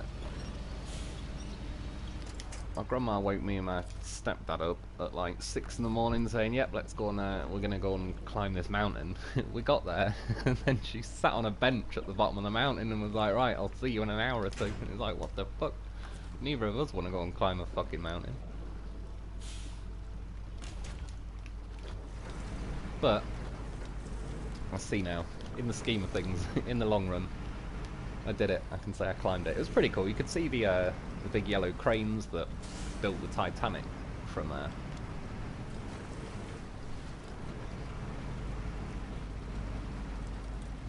You know, as well, something else I was watching the other day, or yeah, kind of documentary-esque type things. Apparently, when they found the Titanic, it was I think it was like the US Navy that found the Titanic. But basically, what they were doing is, I think it was in around 1985. They I'm not sure if they'd gone down, but they were looking for 2 nuclear submarines that they'd lost. But obviously they didn't want to tell the public that they were looking for 2 nuclear submarines, so they just said instead, we're looking for the Titanic. But then they found the nuclear submarines, and they still had a bit of time left, so then they said, like, sod it, let's just have a quick look for the Titanic while we're here, and then they actually found it. Apparently, anyway, so the story goes.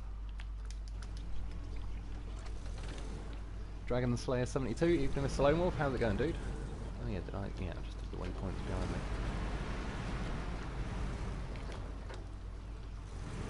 Scotty, Coolderry County, Offaly Island. Yeah, none of that rings a bell. Well, other than Ireland, but yeah. I don't know, is there like... Oh, God knows. I'll have to type it in later on YouTube. It's just something about Leap Castle I've heard before, but I can't think why. And yeah, if it's in Ireland, I'm pretty certain I've not visited it.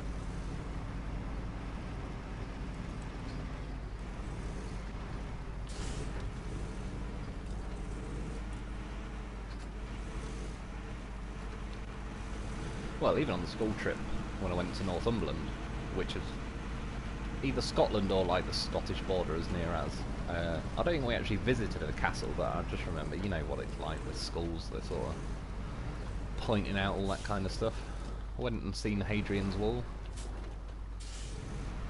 and yeah, sat on it and ate a sandwich, so not the most successful of walls, really.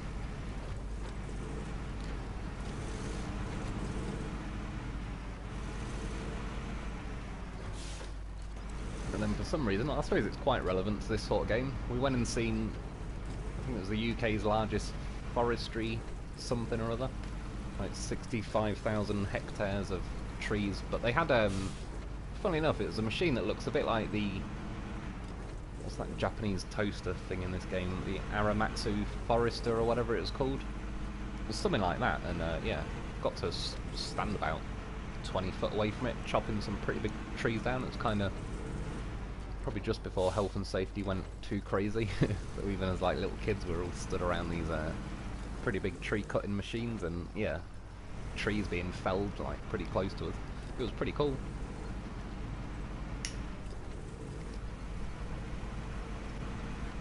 Mark wrote, I did try to tell you the first time, but you missed my message. Yeah, sorry dude, I was in my own little world, I think. That's what's happening with my brain. Floating life syndrome.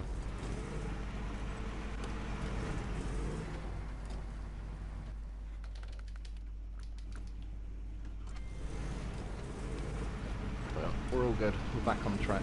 It's one way to extend the mission time anyway. Get them one by one.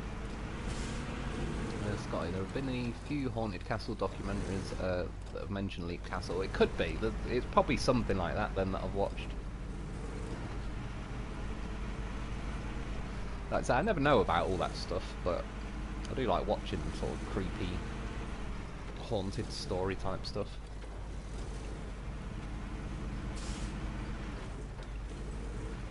But like I said, I've had a few different things here and there through my life that's just, yeah, at least not explainable through normal, I don't know.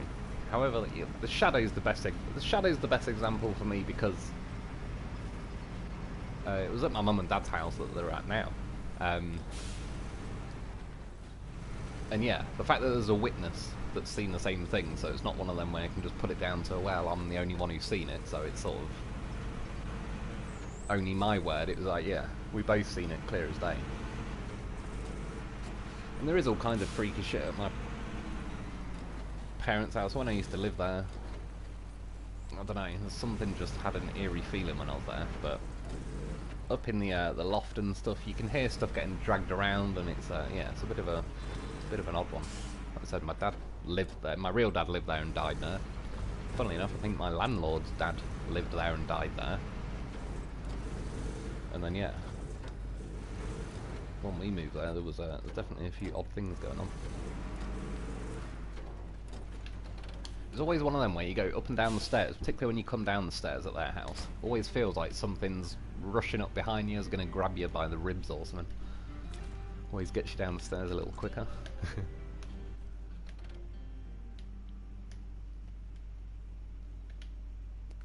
Well, that one, I did make it a bit longer. That's what she said. Overall, not too bad. Deep study. Not even telling me where to go though.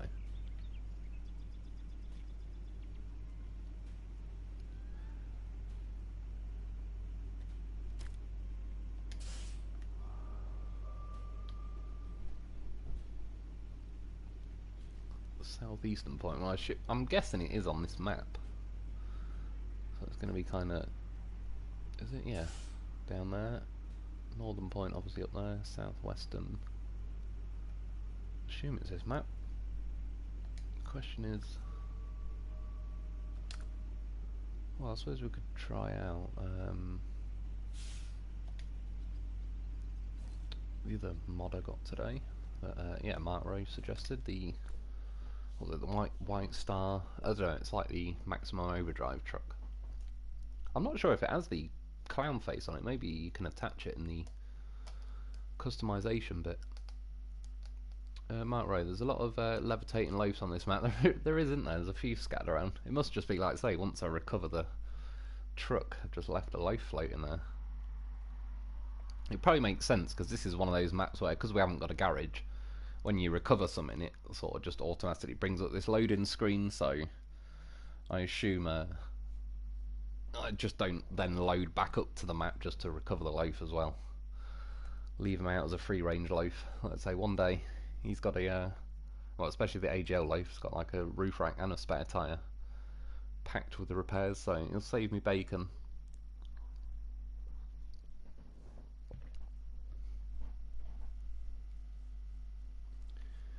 Can I save all my future vehicles? Sorry, can I save all my vehicles for future playthroughs without having to start over from the beginning, like on the cloud or something? I'm not sure, to be honest. I know with the New Game Plus, there's various different things you can like activate in that, but I'm not sure if you can take all your vehicles over. The best solution to that, in that case, if I was going to do it, like if I do a New Game Plus, I'll probably put the money mod cheat thing on, and then yeah, just give myself like 50 million or whatever, and then just go and buy everything back basically. Like, yeah, as far as I'm aware, there isn't a way to transfer it over. Mark Rowe, yes, it has the goblin head. Oh, does it? So it must be in here somewhere then.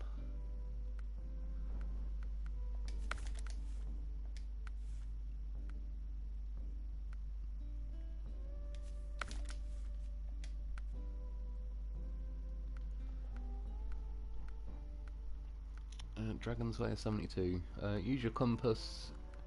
It'll get you in the area. Yeah, cheers, dude. I assume it is on the Institute map. It just wasn't even telling me anything. But I assume if I was on the wrong map, it'd at least tell me to head to one of the gateways. So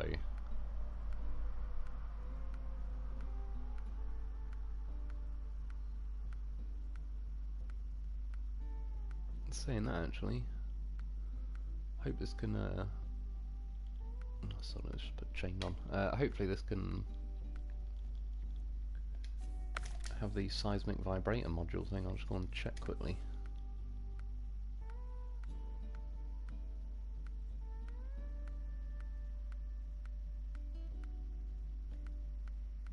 No, it can't.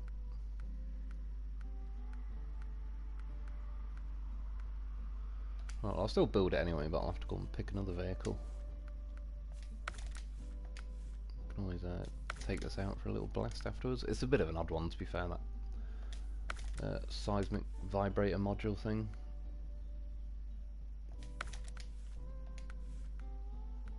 Just put a sideboard on it.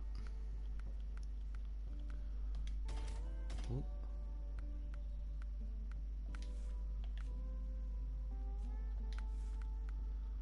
Gotta see this goblin head, really.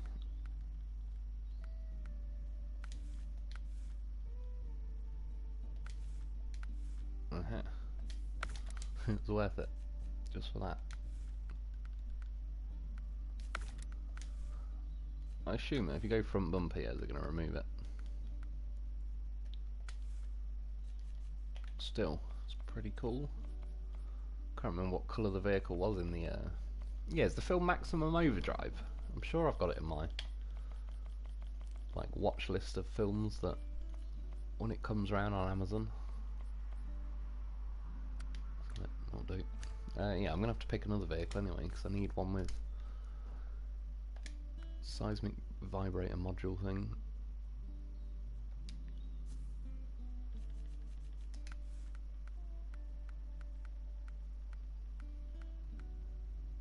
What's that? Oh, it is that. Yeah. Oh, fuck it, then we'll buy one of them.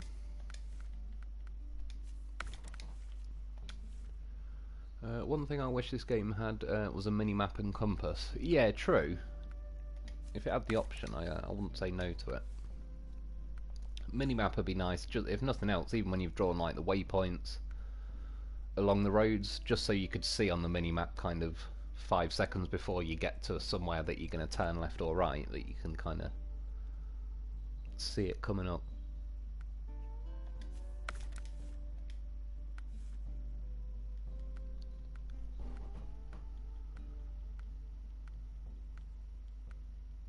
Dragon Slayer, some of them are in swampy areas. Yeah, that's true actually. We'll see how well this vehicle handles it.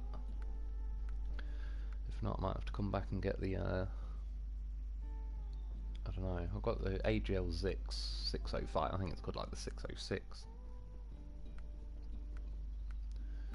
That might do the job. These tyres look pretty nice. They're only saying good in mud though. Have we got any that are kind of broken levels?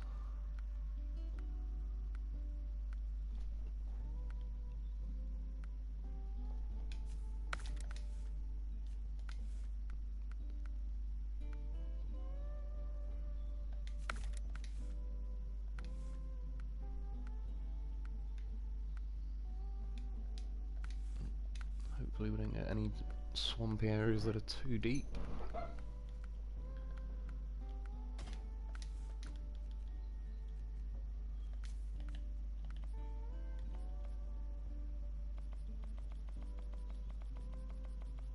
There's loads more colours with this one.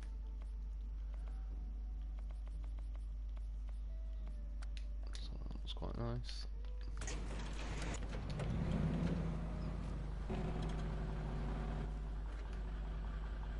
Right, so I assume it should tell me, yeah, to head to that map, so... Again, though, I'm taking a goddamn professional with me, just in case, so I do not want to roll. Oh, so I have bought... Oh no, that is... What?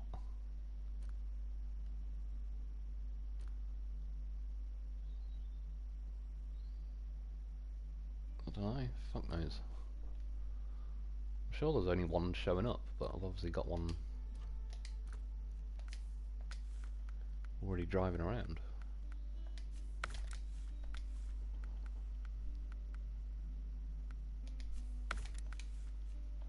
Mark wrote, yes, the film was Maximum Overdrive. Yeah, it's a pretty good film. I've not seen it for a little while, but... Was that the film that... Stephen King in it? Was that the one where... I think he said he took cocaine and came up with that film. I'm sure it was something like that.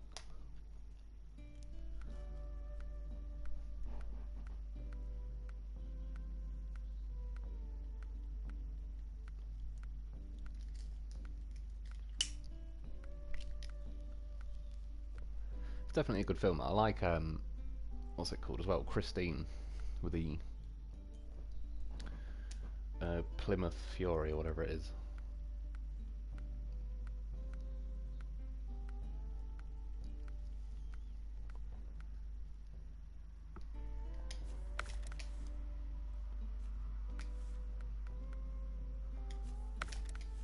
Get a monster winch for that one, if we're going in the old swampy areas. Get a yellow life.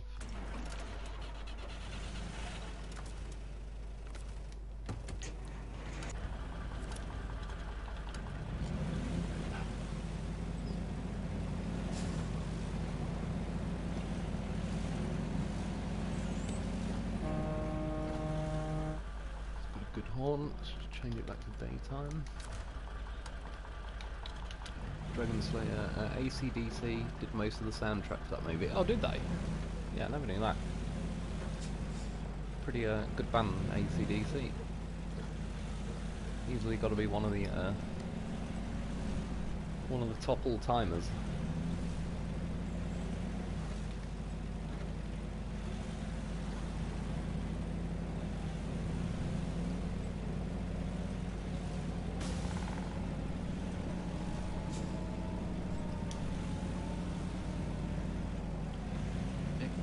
X1257X. By the way, I've been watching you for over a year and I'm still wondering what's that fancy accent of yours.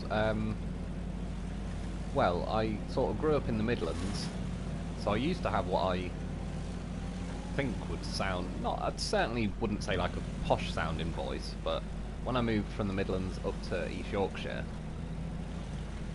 they said I sounded, it sounded more like Princess Diana. But then yeah, as growing up there, I only lived up north for like 4 years, but it just, I don't know, some serious formative years, so yeah, kind of the accent sort of stuck with me a little bit. So I think it's sort of Midlands with a twang of yeah, East Yorkshire, northern kind of accent going on.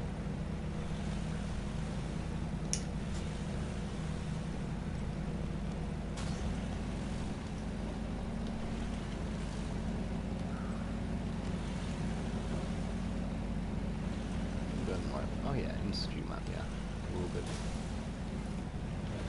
Did you mark that? What's up, Wolf? Just finished Tennessee on hard mode. Oh shit. It's like one of the biggest things I could possibly hit, and I didn't even see it. Thinking about challenging myself on Phase 8 with some NA trucks. Yeah, true. It'd certainly be a little bit of a challenge. You won't have the mud tyres and stuff. Yeah, Tennessee on hard mode. Tennessee. Was that the Burning Hill? Burning Mill? Map?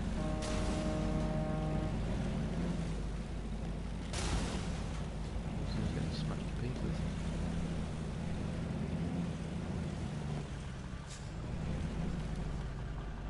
It's really fantastic.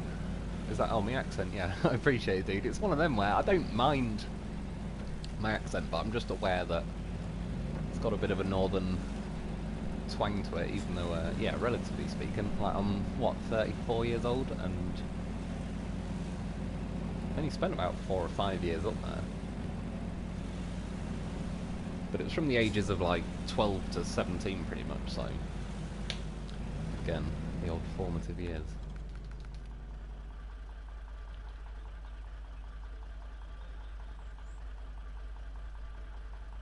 nice to actually fit. Is that Derry as well? Bloody hell. Let's just cut across there. Things a bit easier. Mark Rowe, the Dixie Boys truck stop in the main region is a reference to Maximum Overdrive. Oh, is it? In the main region. Oh yeah, main. Yeah, that was a pretty cool map as well. Dixie Boys truck stop. Again, a Maximum Overdrive. But it's been a good old while since I've seen it.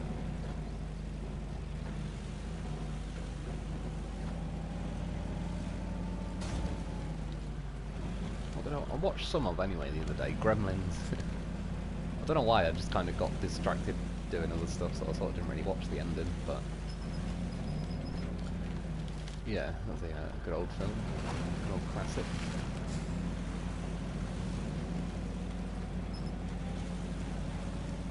Although I think I more remember Gremlins 2, to be honest.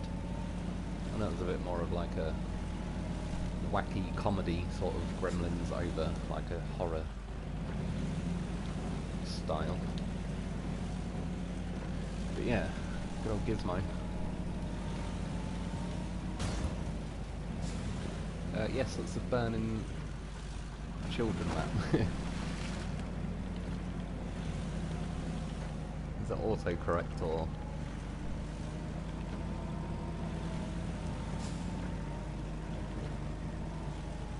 Yeah, it only had one map on there, didn't it? Which, overall, I still say I didn't dislike the map. It was just, yeah, there's not enough going on there, really. Whereas this phase, to be fair, even now, I've still got a fairly decent amount of missions. I've probably got as many missions left as there was to do on a Burning Mill, or whatever the bloody hell it was called.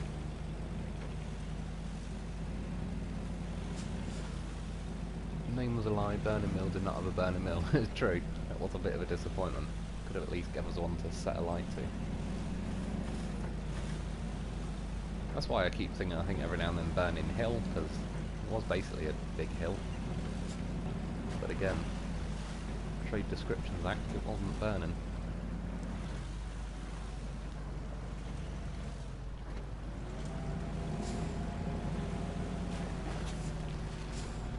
See that, when I reverse then, the loaf automatically reverses, so you get like, just got an extra little loaf boost when you towing one of these behind you.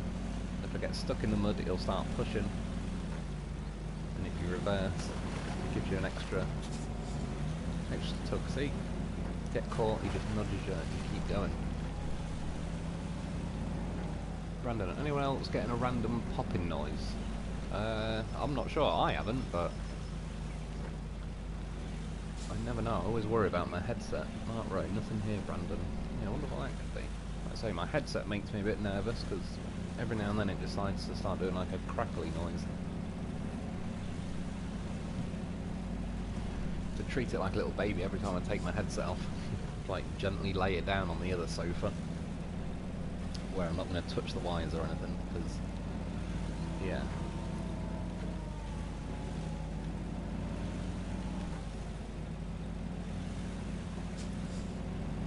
No, it's Burning Mill. I just felt like messing with you.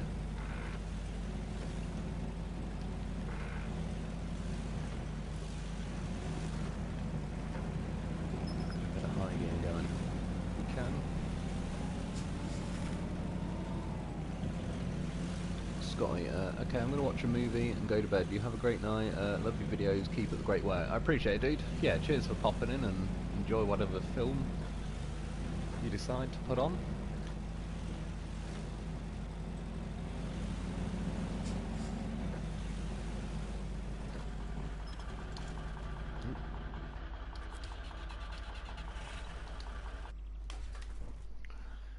The only sound related issue I could point out is that the game is slightly overwhelming.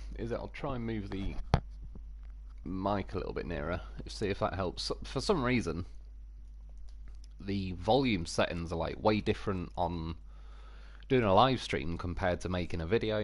Like I said, when I make a video, I move the mic further away from my mouth, and I turn the volume down to 60% after I've recorded the audio, and it still seems like pretty kind of loud and dominating in the video, whereas yeah, for some reason with a live stream, even though the mic's a lot closer to me and obviously I'm not turning it down to 60% or anything, It's just a lot quieter for some reason.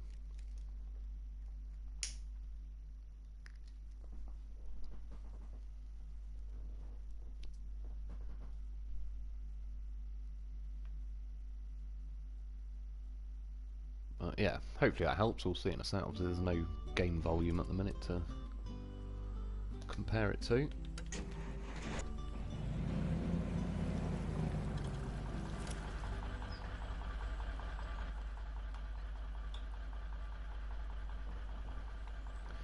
So southeast, so down this kind of way, I'm assuming.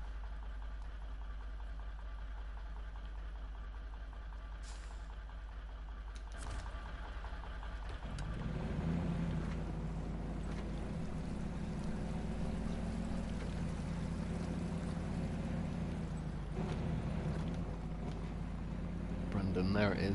Is that a click lighter wolf? It is, yeah. Like I said a little while back, I did buy a lighter that was supposedly, it had like a little button on it that you just sort of click over to the side and it was silent, but yeah, I ordered it, it arrived on like the Thursday and by the Saturday it broke, so I didn't even get to use it for one live stream.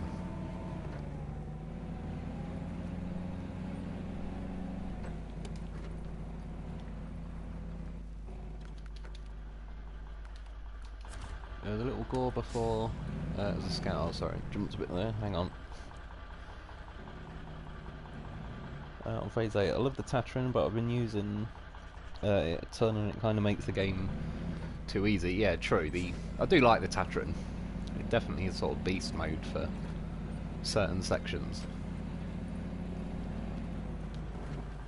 Is it this way I'm supposed to be going? I think so.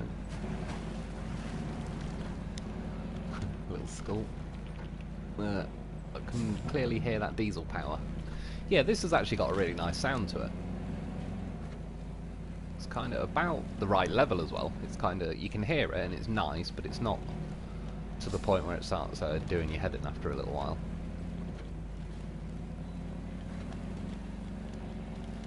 But yeah, it's a decent sounding engine. It actually sounds like the truck's putting in some work.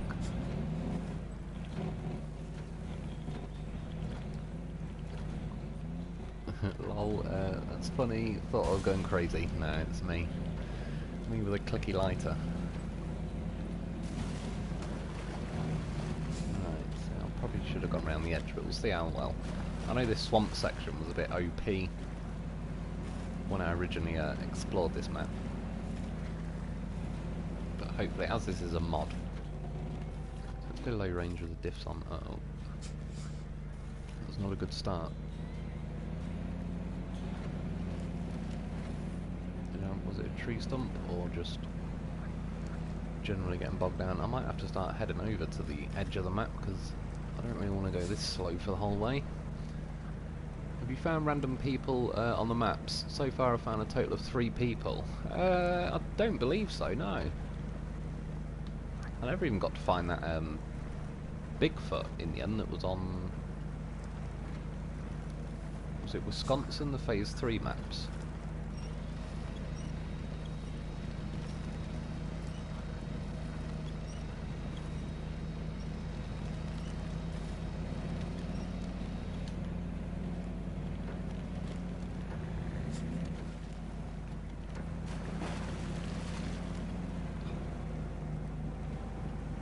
High gear was nice for the second it lasted. Still have no regrets. Yeah, no, I don't think I've seen any people on the maps, to be honest. Not like I remember. And I think I would remember, because, to be fair, I'd probably try and run them over. Just like the, I don't know, sort of Grand Theft Auto autopilot mode kicking in.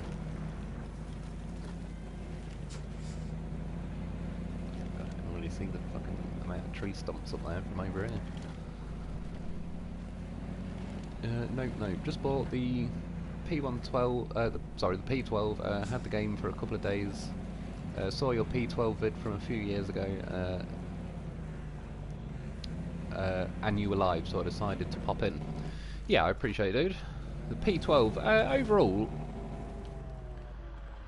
I think with that vehicle, it could do with a bit more power and being a bit less tippy. But it's not horrible. I like the fact it's a nice big truck. I do like that about it.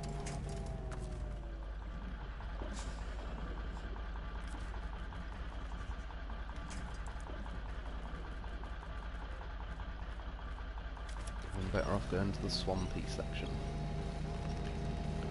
So this is what I don't like about the tree stumps. Is they just... There's no counter to them. Once you get stuck on them, you're just stuck.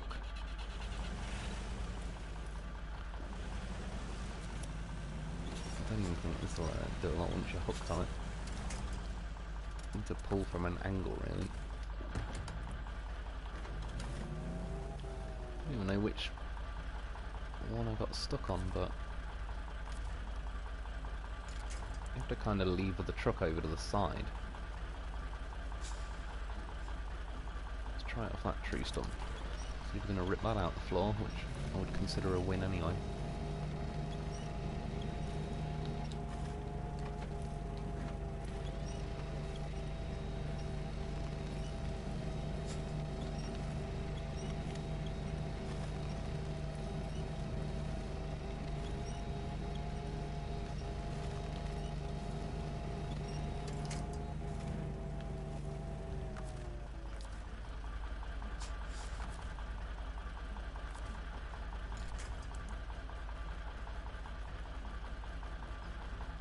I would send the loaf in, or I might have to, but you know, it's going to give me 5 million winch points, which I don't really want to have to scroll through, so... This vehicle doesn't tip very easily. It's probably good in the long run, but I kind of need it to start leaning over. That's the one.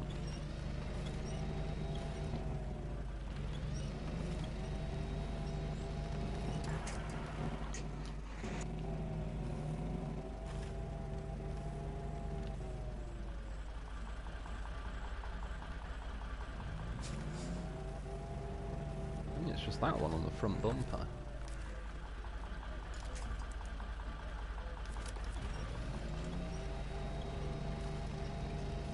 Could be moving the loaf over to the other side really, but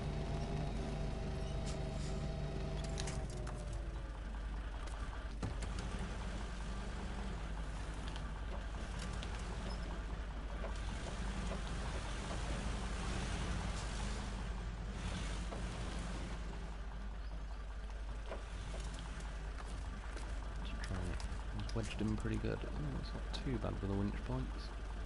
Could be worse. Yeah, it could be a lot better. Now I don't even know 100% if I'm going to be on the actual truck. And the reverse as well, doesn't really help. Behind the tree.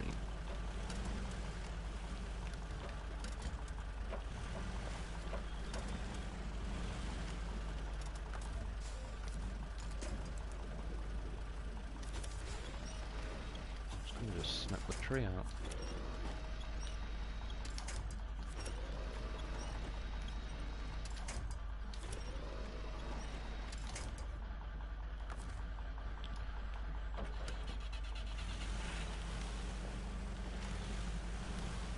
Push it down this tree.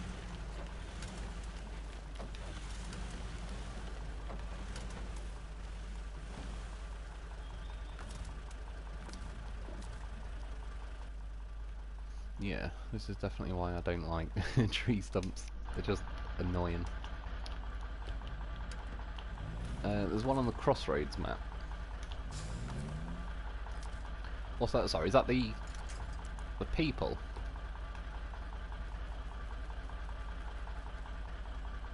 It's like a camouflaged loaf. Where the hell's he gone?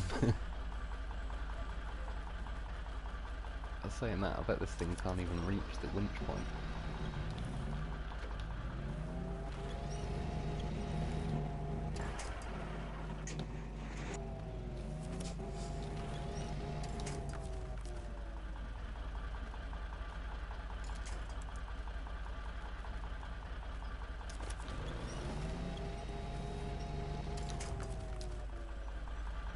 It's probably quicker just to bloody recover the truck.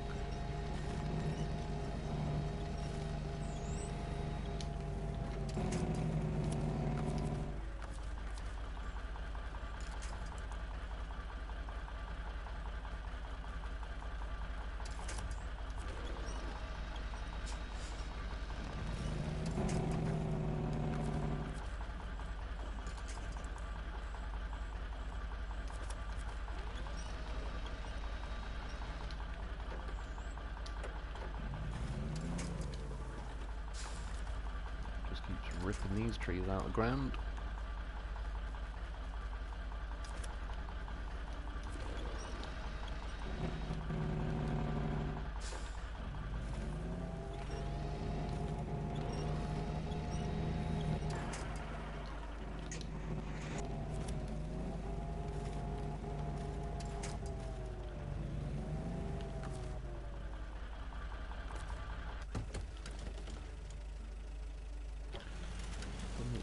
Pull these trees out of the ground. I have to go in.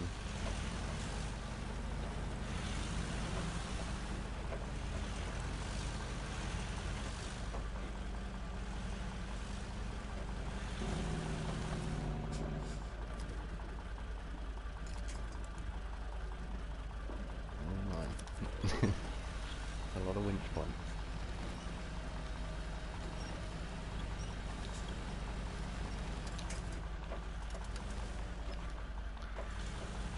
Somehow unhook the front. Oh, that was me steering the wrong way. For comparison, the loaf just goes over tree stumps, like so. He doesn't get caught.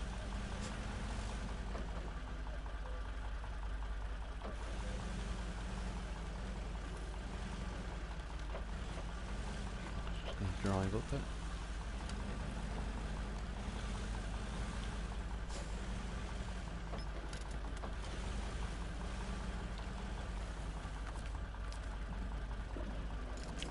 Nudge it this way. What the hell?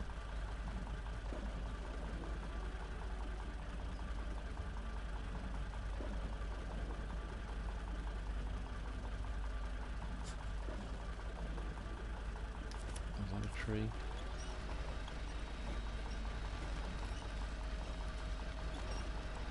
Just scraping along it.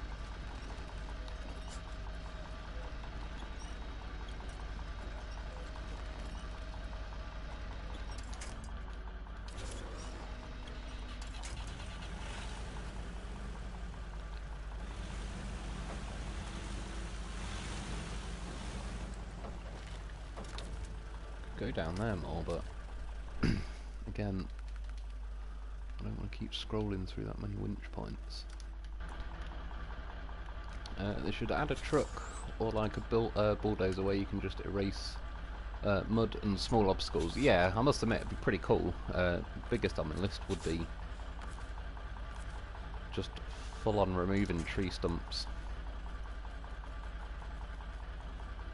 Like I say, if there was some counter to them, if you could like steer over them or, I don't know, do whatever. But when you get it like this where it just hooks you and then that's it, you are locked in place.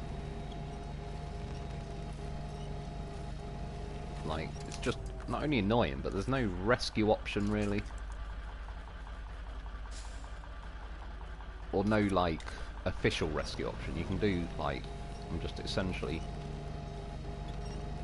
trying to tip the vehicle to the side. It'd help if 75% of winch points wasn't a little fucking tree that pops out the ground. Even these trees keep popping out, which is a bit annoying.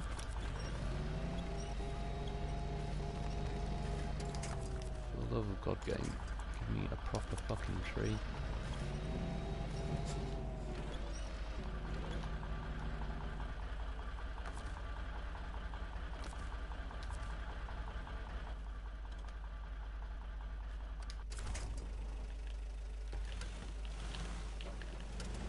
Truck's tyres get sucked into the ground constantly.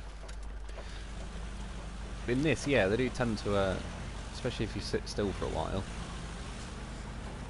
Oh, fucking hell. I missed my chance, I wasn't even paying attention, I didn't steer in time. Let's try that again. You've got to go far enough away though, so the physics will lock when you change vehicle.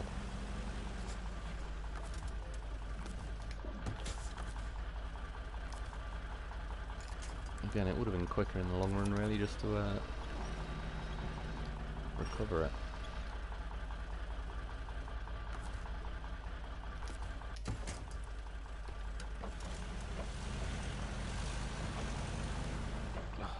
The one time he actually hits a fucking tree stump, are you serious?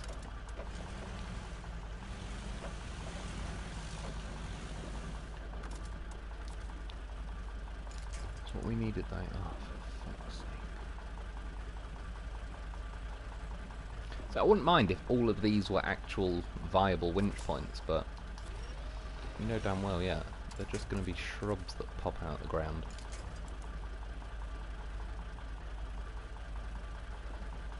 I think this tree I'm going to go for is on too much of an angle.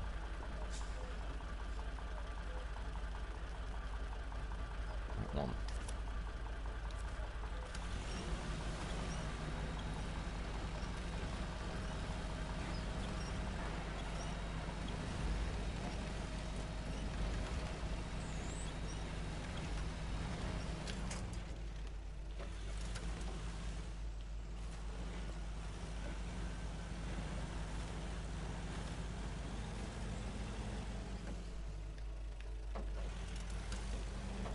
Start.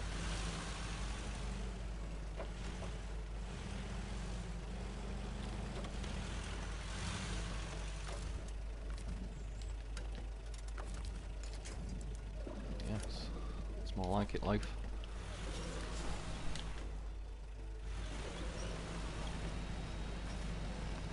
And there's this tree stump like on this side of it, so I can't even really drag it this way properly.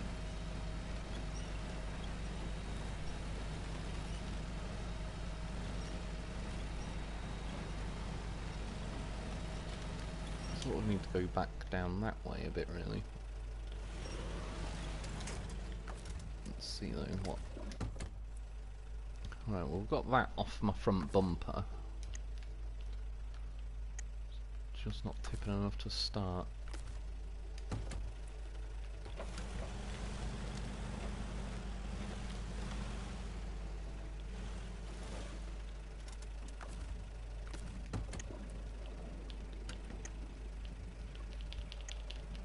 Surprised that's not enough.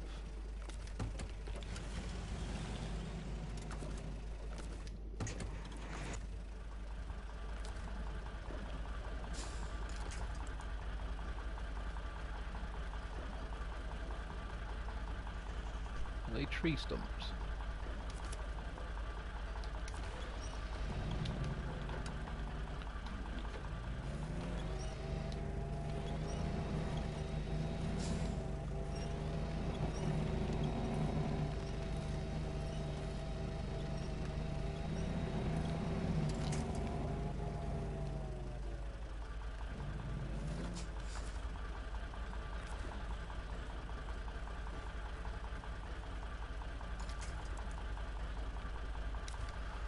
Right, what am I actually stuck on now? Is it another one? What are your thoughts on the 49X? Tried it yesterday in Tennessee and found it very disappointing. It's got almost unparalleled power. Yeah, I like it, but for me the biggest thing is the tyres just don't feel very grippy, and that kind of kills it a lot. If it could have mud tyres or I don't know, just sort of, yeah, that's the biggest issue. Like I say, power-wise, it's great, but as far as like applying it and getting it down on the ground, it feels like it struggles with that more than most vehicles. And that's the only reason, really, why I don't use it a hell of a lot.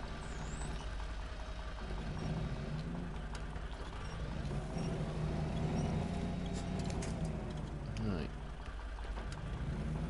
Got there in the end, but Jesus Christ. What a piss take. Which way am I going? That way. Did I just hit the one little patch of tree stumps as well? I think there is more of a clear route going this way. But yeah, in a nutshell, I don't know how much time that just burnt, but that is why I don't like tree stumps, because they're just not even a quantifiable mechanic in this game once you get stuck on them. Except the goddamn horse, but for most other trucks, yeah, they just hook on the middle of your chassis like that, and then you can't go forward, you can't go backwards. And you just have to dick around, essentially trying to, like, that's the best way I've found, is try and winch something to the side and tip your truck over, basically, to kind of unhook it, but in real life that wouldn't be very viable. I think in real life the truck would probably do pretty well at smashing the tree stump out of the way. Or get in there with a chainsaw. Random death. If it's the same problem, the loaf is not moving, that truck, not the loaf's fault. Yeah, with the when you get hooked on a tree stump, there's not like, even if you had some kind of sort of mod in the game that had like absolute unlimited engine power and it was like fully planted, wouldn't move, it just doesn't matter. It's a bit like when you get stuck in the cliffs on a White Valley like I have with the Hummers. It just, yeah, it's like broken levels of locked in place.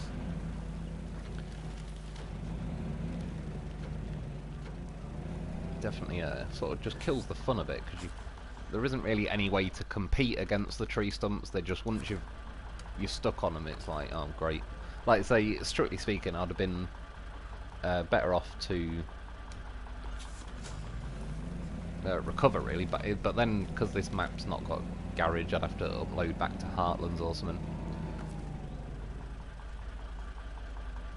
I can't remember how this thing works. Do you have to get near enough before it offers you the option to start activating the seismic vibrator thing? We'll see. If not, I'm probably just going to fuck this mission off, because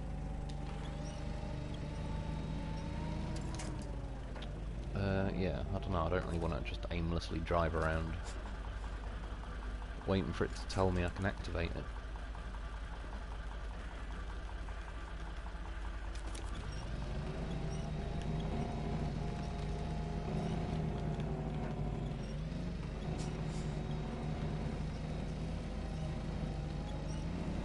I have to say, I like this truck, the Prometheus one, but definitely noticed it sort of sits quite low for how long its chassis is, so it's sort of, it does quite prone to getting beached.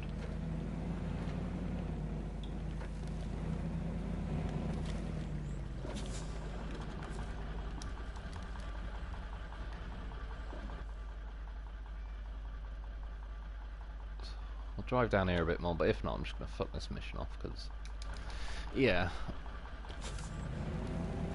I don't really like it when there's not much going on. Oh, for God's sake.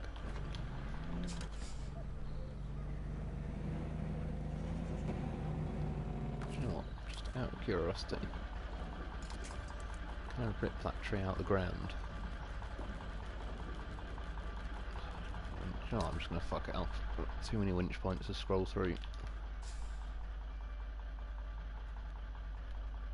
Go and pick another one with more normal stuff with cargo and that.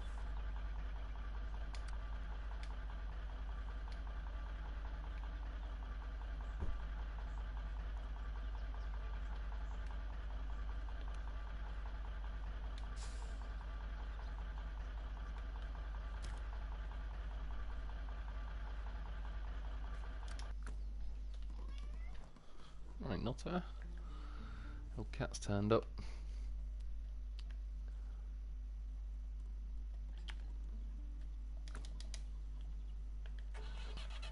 I reckon the loaf should be able to get that trailer back to the gateway. Your suspension is broken. Was it actually broken, or did it just need, is it unbreakable suspension? I can't honestly remember. I'm just used to seeing, like, now it's the loaf suspension, but the loaf suspension isn't broken, it's like the unbreakable version of it, so it just appears on there like it is. But yeah, I can't actually remember that. Prometheus probably hasn't got the unbreakable option. Oh hell no. Doing that shit through that. So another thing I think this game could do with doing by now is like these swampy sections that absolutely kill. Like if you drive a scout through them, it doesn't do it any favours. They should make scouts a little bit more kind of, however they work out with the coding over those swampy sections. It'd be nice if yeah, scouts could travel over it a bit easier. Obviously it doesn't really matter, like that's one nice thing as well with a loaf, you can just nip through the trees with no real hassle, but just in general. do punish the scouts quite a lot on that kind of terrain.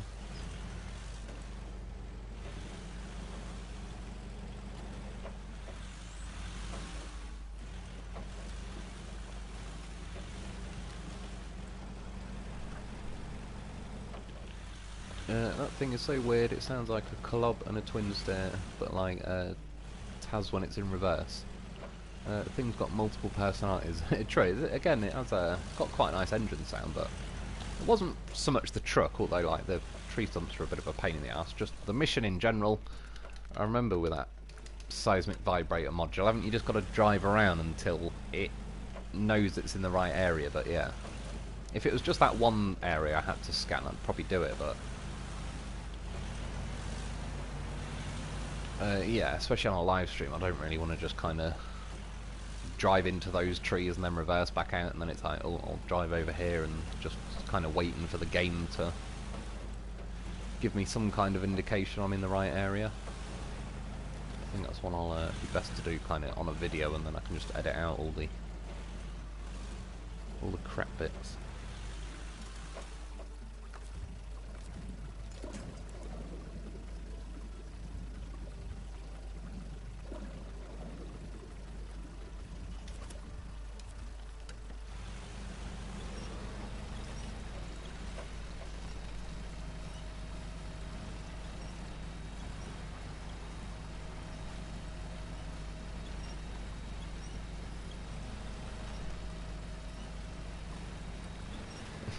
Not talking to the cat, not the loaf. Angry Ginger Life, how the Step 310 EAGL treat you, Wolf? Yeah, it was good, I liked it. In fact, where did I leave it? Because I might end up taking that thing back out. Yeah, overall I thought it was good. The weight I like, it's like low down, it sits nice and high, it's got plenty of engine power, I like the gearbox, it's nice and smooth. The crane on it's pretty weak and naff, but that's pretty in line with, like, you know, the usual in-game sort of versions of the crane, so I wouldn't say it was specifically that, it was, yeah, pretty much how they normally work. But yeah, good, definitely worth getting, I recommend it. Do you have any opinions on using a steering wheel and pedals for this game? I think I missed a bit. Since I use one and it's a little bit more entertaining for me.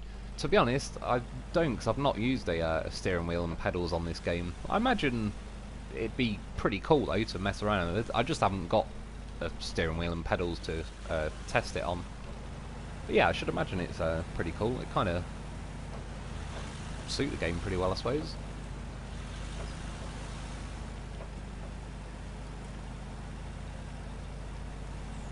Sorry, I might have missed a bit of comment there. Is that Leaper or Keeper? I love that truck. Chris Fritz, good evening, Wolf. How's it going, dude? Good to have you joining us. Goddamn horse out. Angry Ginger Life. Glad to hear it. The RU cranes are bugged. I'll be updating it with a US crane tonight. Yeah, no, like I say, it's the crane's behaving pretty much how all cranes, those ones behave for me, but yeah, I could imagine they seem bugged these days, to be honest. They seem to break them a little bit more each time. But yeah, I was using it for quite a bit earlier, and I like it. It's nice to see the step-toe thing get a bit of a revamp overhaul. Because it's quite a nice truck in the normal game, but I remember it's very light, whereas like your one feels like it had more weight down, like low down in the tyres, which is nice. I wonder if, I doubt it, but I wonder if it would actually let me attach this trailer or not.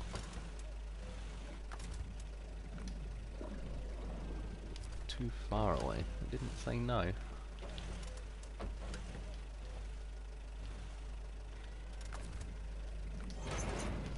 Goddamn horse.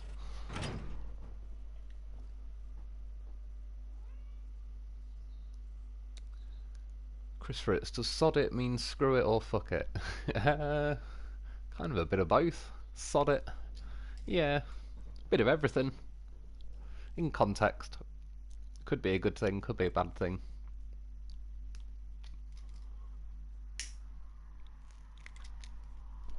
Well, if it's in the context of, like, I'm assuming that truck that I abandoned, if I said sod it, it's probably like, yeah, fuck it.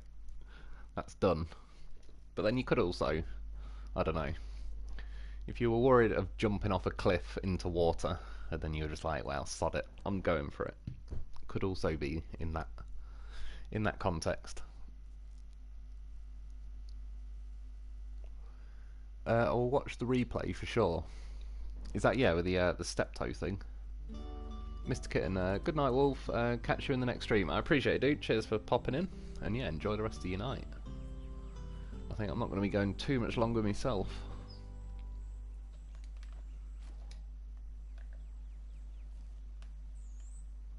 I'm going to go and get a truck. I was just using the loaf to get this trailer to this map, just because I didn't have a garage on that Institute map. Saved a bit of loading screens going on.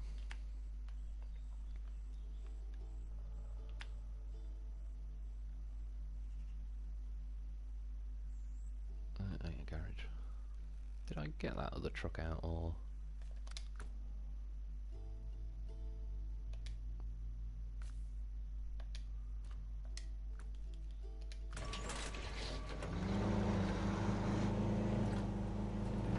Go and give this one a go. If this one ain't up to it, then yeah, I'll go and get that AGL step-toe thing back out, because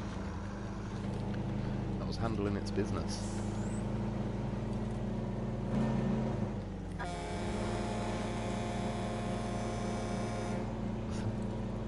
Pretty long horn, but pretty respectable note. I honestly think the step-toe might be the hardest truck in the game to stall. I ran into a tree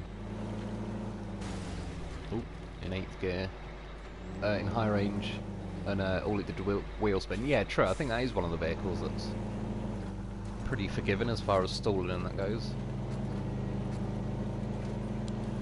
I've always liked the step-toe. It's just one of those where on various missions there's always something that's like a bit more of a beastie, specialised vehicle to use. I suppose sort of similar categories like that 114 SD, like it's not a bad vehicle by any means. I've always gone with something like the Dolphin or the 605R or the Tigers or the Vorons, that sort of stuff.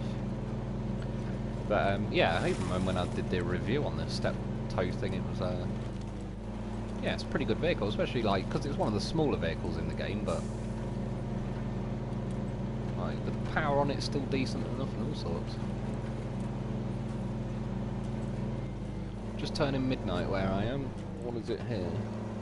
5 in the morning.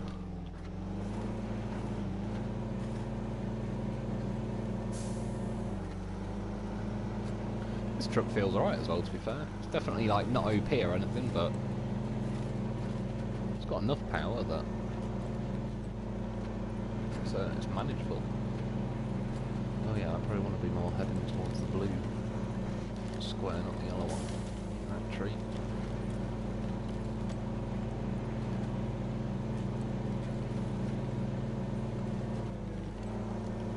If I learned anything from your channel, it's to not underestimate the loaf. Honestly, you might get the best duo in the game for Phase 8, Dolphin. Yeah, Dolphin and Loaf are a good old pair.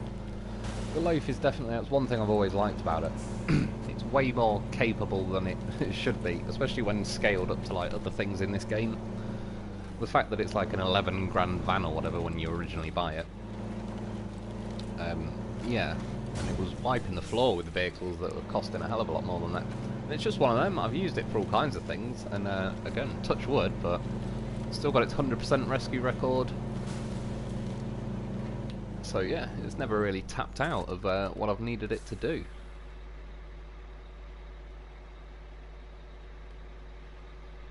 Well, so I should go that way. I'm just going to delete them so they don't confuse the shit out of me. So yeah, like that's how it originally sort of started, when I just used the loaf as a bit of a last resort, and then he kept saving me bacon, and it, it blossomed from there. Now I don't leave home without one. yeah, dolphin and loaf, definitely. They were like the original duo.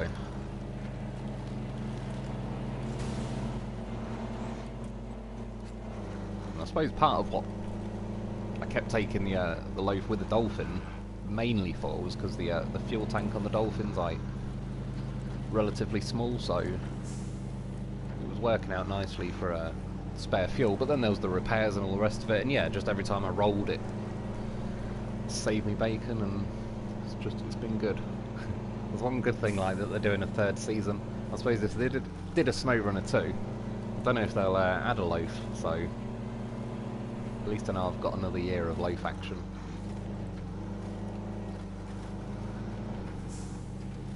Mark Road, try driving this truck in the dark and show the front. Oh yeah, true, does it light up?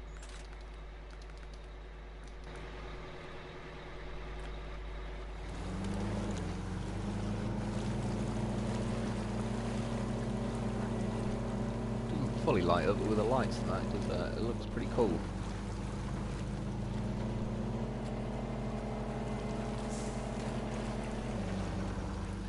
You'd know about it if you've seen that driving towards you at night.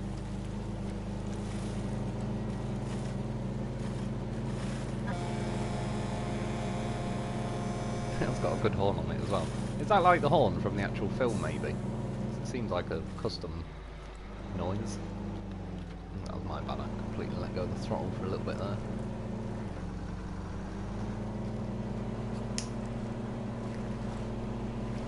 I have to say, overall I do actually quite like night driving. I still prefer generally to, when I'm editing videos, just have it like the middle of the day, but I actually think I prefer night driving to what this phase particularly keeps doing, where it only lasts like midday, lasts about 2 minutes, and then it starts going to like evening where it's sort of half and half, where it's going dim but your lights don't really light much up or anything. I'd rather yeah, kind of midday or this kind of nighttime driving.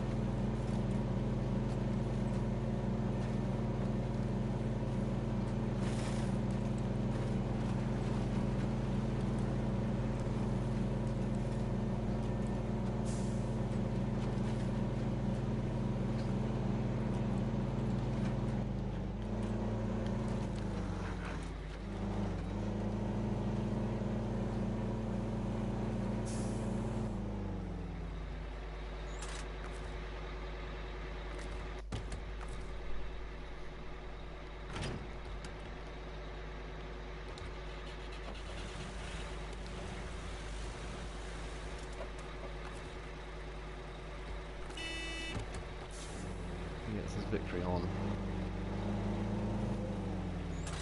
It's a pretty crap angle, but it's all good.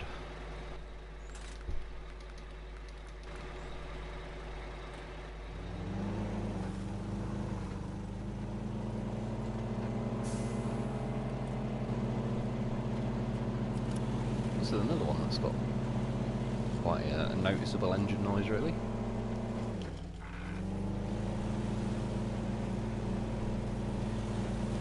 Might not be the most suited gearbox. You see even the loaf's like, hurry the fuck up. I've got no patience for that. Can we get it in high gear? It might just not be the best suited gearbox. I think it was a 10-speed gearbox, which probably doesn't like the muddy sections too much. Myron Gordon, you're famous as Mr. Lone Wolf. I must admit, the goddamn horse. He has been the star of the show, really. And well deserved as well. He's earned it. He didn't just get awarded it for free. Yeah, I'm going the right way, but I really need to draw some checkpoints, because I didn't pay a hell of a lot of attention in this game at the best of times.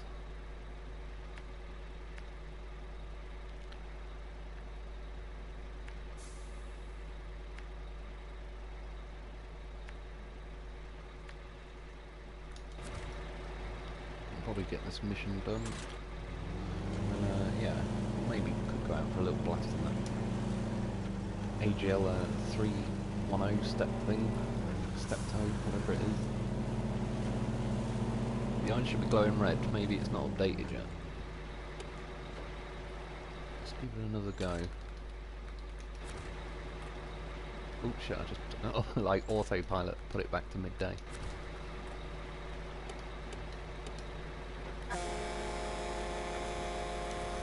Yeah, I don't think there's any buttons I can hit that are making it. No, yeah, maybe it's just not updated yet, man.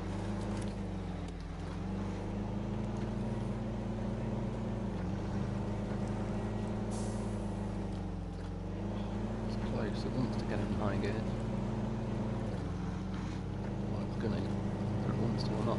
Once it's in high gear, I think this is probably not the best route for it, but it, I mean, it's not even stalling now, so it's pretty forgiving in the high gear. Do you have a Discord? I'd love to keep up with your streams more. I don't, to be honest. It's probably something I should look into at some point.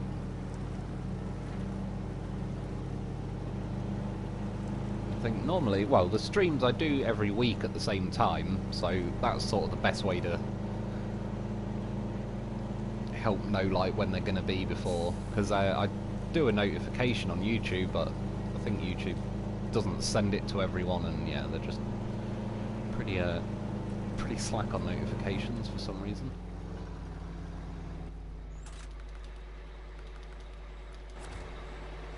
It's quite a good day, so I can just see what I'm doing.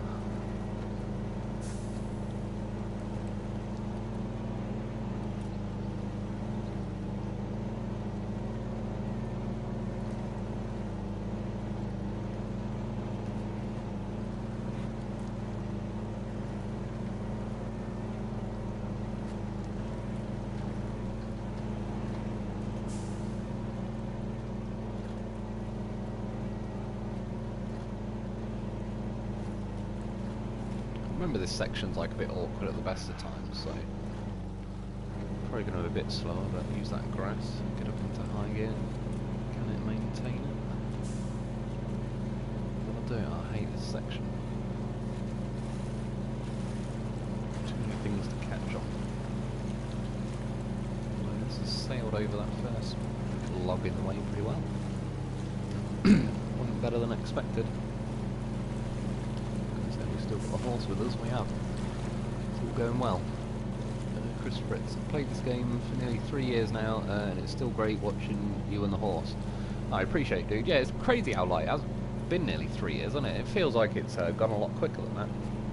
And it sort of shows how much content and that there is in this game, because yeah, there's not many games I'd play for 3 years and I've still got stuff left to do, especially.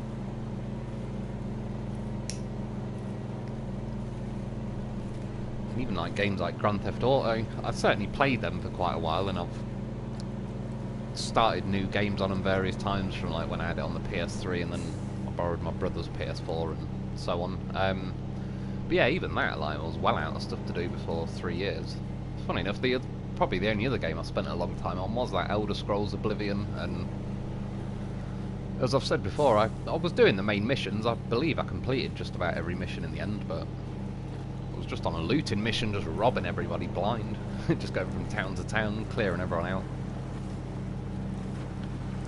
And stashing my stolen goods in various houses I'd found, and then, yeah, kind of did that for a ridiculous amount of time. It was good fun though, I have no regrets. Mark wrote, the modders made this as close to the truck in the movie, hence the engine sound and horn. Yeah, the engine sounds nice, and the horn is cool as well. Overall, it's a nice truck. Like I say, I've got a 10-speed in, which probably isn't the best suited to like this particular journey I'm going on, but once you get it in high gear, it's forgiving on that. It's got a nice amount of power to it. It's not really been getting beached or anything. Like, the tyres feel grippy enough. Oh, like, it's nice. It's one of those vehicles I could sort of happily drive around. It's one of them in this game, especially when I'm testing like vehicles on Livestream. I'm just chatting away and stuff. The less I notice a vehicle is sometimes better, as in like if a vehicle's bad, I sort of consciously pay attention to it, and if you're getting stuck in it or whatever. When I'm just kind of driving a vehicle in the background and sort of forget that I'm even driving it. It's kind of a good thing in the scheme of things, because it means it's not really doing anything that's making me have to pay attention to it. Yeah, I think it's a cool mod. Again, it's a good hat tip to the film. It's a good film.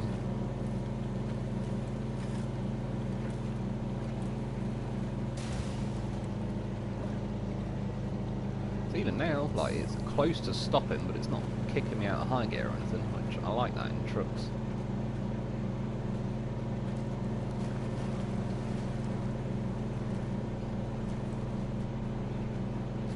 But at the same time, it feels like it'd blend in perfectly with sort of an in-game vanilla vehicle. Like, it doesn't really feel like a mod, but I don't mean that in a bad way or anything, technically. It's just for some people who like the vanilla trucks, or yeah, they don't really like the some of the mods that are just like OP beast mode. This one would fit in quite well. Oh yeah, it just wants me to drop the trailer off. I remember doing this last time. 3 solar panels.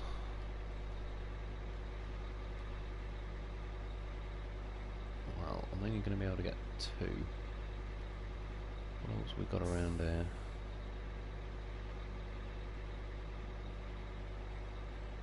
Oh, Prometheus truck again.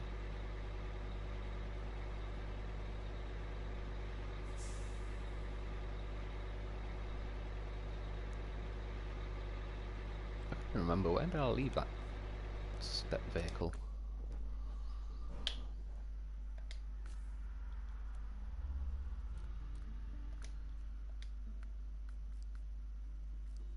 Should be quicker to go and buy one.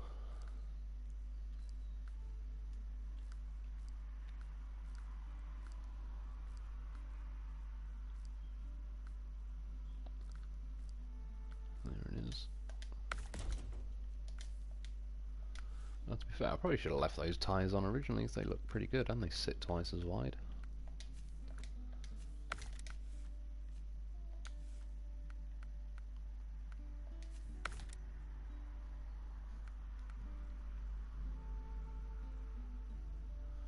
Somewhere between the high range and off-road, so let's give that a go. I don't normally try them out that often.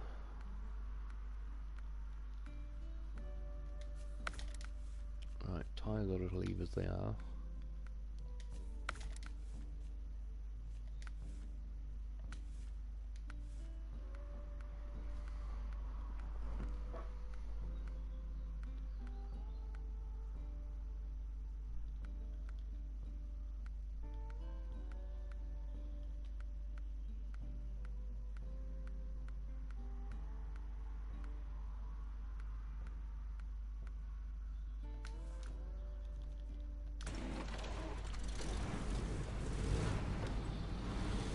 I need 3 pieces of cargo, but I can make it work. Let me just load the last piece of cargo on top.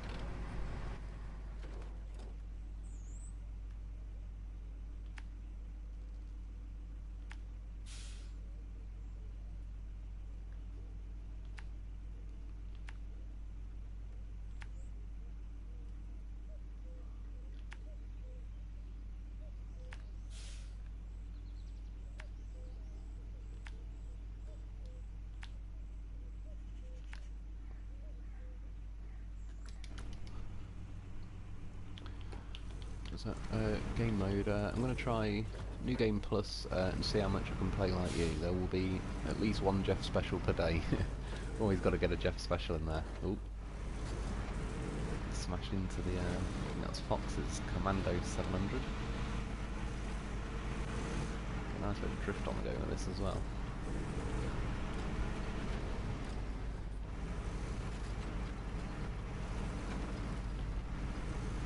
Nice. Run over that tree like it was nothing. That's how it needs to be. Chris Fritz, are you going to say sod it and stream hard mode next? Probably not hard mode, but I think at some point I'm going to do the New Game Plus.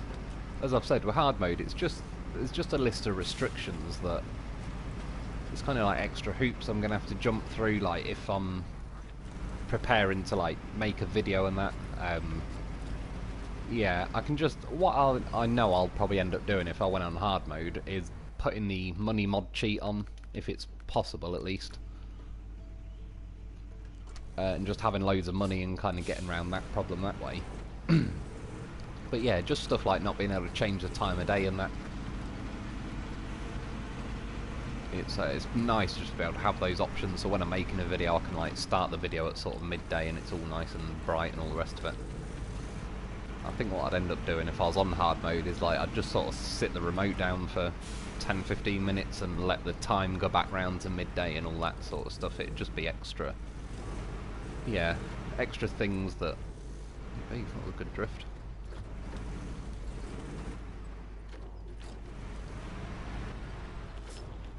Yeah, the new game plus I want to do at some point. Angry Ginger Life, very curious to see if you like the off-road gearbox. It's all I personally use. I have to say, yeah, the one I've just put in now, it does. It feels nice. It's got plenty of pull to it, which is what I like.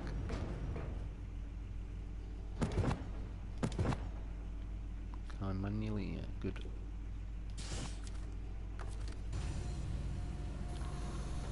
Yeah, I have to say, I don't normally... I just sort of autopilot put the high range in for the most part, but... yeah, I'd happily use this gearbox again. 7 gears as well, it's pretty nice amount.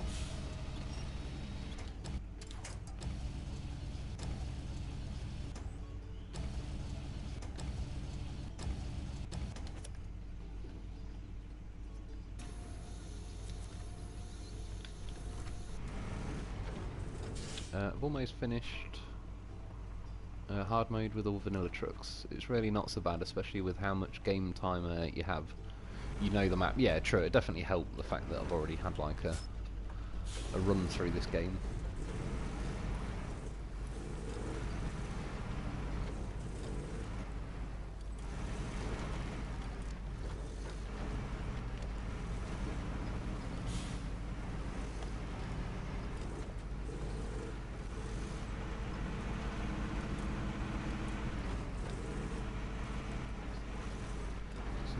High gear as well. Yeah, it's a nice pace for high gear. So I could live with that. It's like, well, it's quick enough that it doesn't feel... It still feels like there's some risk to going this speed if you get a bit of an iffy bounce and all the rest of it.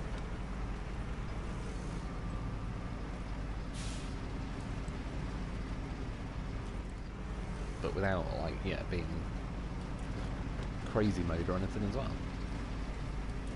It's good. It's another good mod to keep on the list. It's funny as well because I sort of... This thing's very planted and not tipping, but I'm just sort of, again, autopilot from driving vehicles like this. I sort of keep getting nervous that it's going to tip, but I do the same thing with the twin steer from... And then I drive, like, say, Fox's twice twin steer, and it's just sort of more planted than you'd expect. It takes me a little while to get used to it and not kind of tiptoe around with it too much.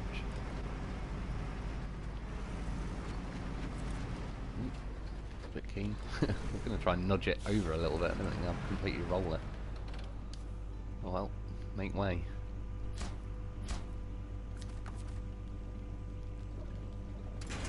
It's nice having a down on the D-pad button that works. Trailer with parts. Is that not this trailer? What, is it just because I rammed that truck over?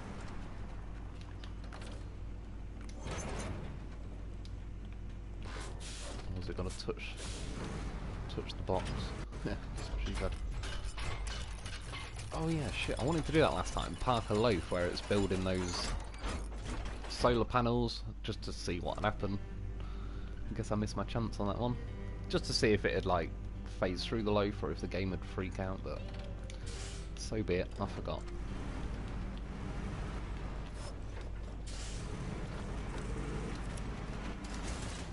It's not rolled back over, oh no. Not the goddamn hot seat, he's like self-writing. He's goddamn professional for a reason. all worked out pretty nicely. I think that's about it. I'm definitely not doing like hot potatoes, but what else we got? I don't mind finishing with a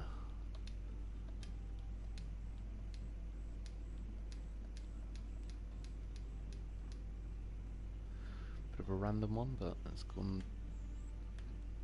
Which way round am I?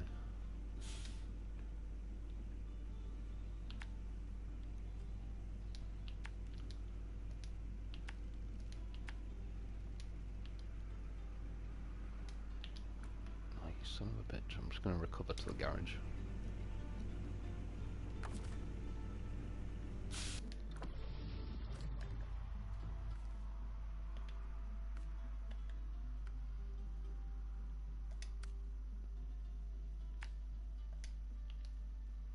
Oh, for fuck's sake, game.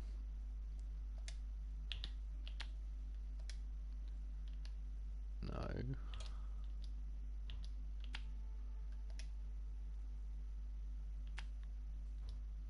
Oh, for fuck's sake.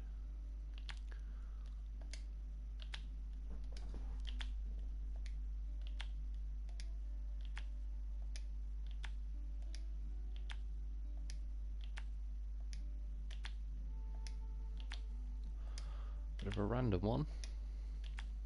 Yeah, it's definitely my trailer. Yeah, just cut across those fields.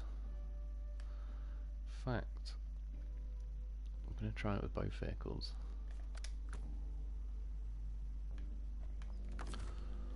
The loaf deserves a shot at the title.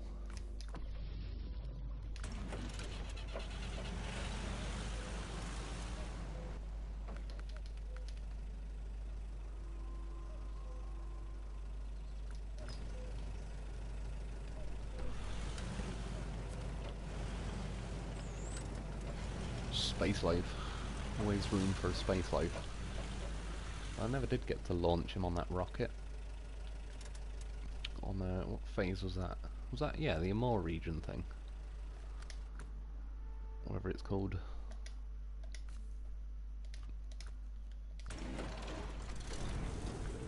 Just an inch fun stream.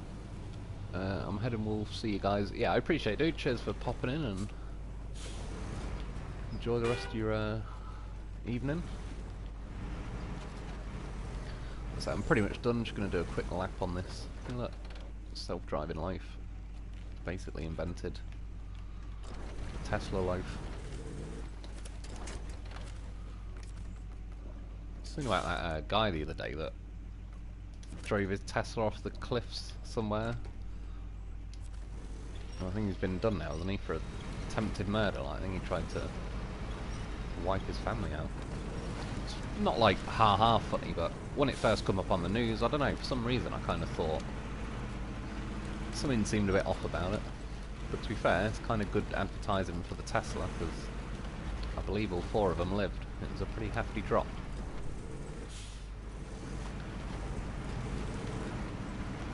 Might worry by Justin. Twice twin steer. Free range, of course. I'll use the best cargo that way.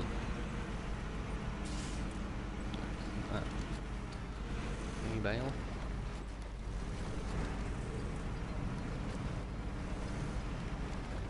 Oh yeah, I also forget this has got unbreakable suspension. Keep tiptoeing across bits like that. Yeah, thinking of like rallying and stuff, it's pretty crazy that Ken Block's died as well, isn't it? Rest in peace, Ken Block. Pretty crazy when I read that. Like a snowmobile accident. I think he went up a jump and the snowmobile kind of landed on him, I'm assuming. I've seen a bit of the footage where he was saying he couldn't breathe, so I'm guessing the snowmobile kind of crushed his chest and ribs and that, I suppose. But yeah, it's pretty crazy, like, pretty young as well, he's only like 55.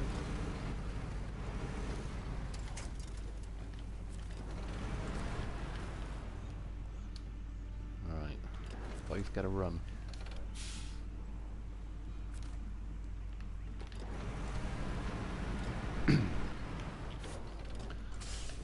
Just change it to day quickly. Do you like the Cat 745C? That's my Personal loaf. It's never failed any rescue job. Might even say it's my favourite truck in the game. I do quite like it. I used to use it a little bit back in the day. It's a shame though they removed... what was it? You used to be able to put like single cargo on the back of it. And then they changed it to where now you can only put like the cargo container thing on it and stuff. It'd be nice if there was a few more add-ons to it and everything. But yeah, like, I've not used it for a good old while. But I liked it sort of back in the day. I even scouted, what was it, White Valley with that. And that went pretty well. And yeah, as far as a rescue vehicle, it's a bit of a hefty beast to get somewhere to do the rescue. But as far as actually rescuing stuff, I should imagine it should eat most things for breakfast, really. That was a Jeff special going on there.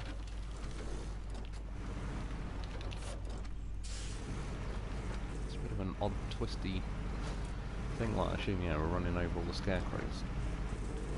Jeepers Creepers approved.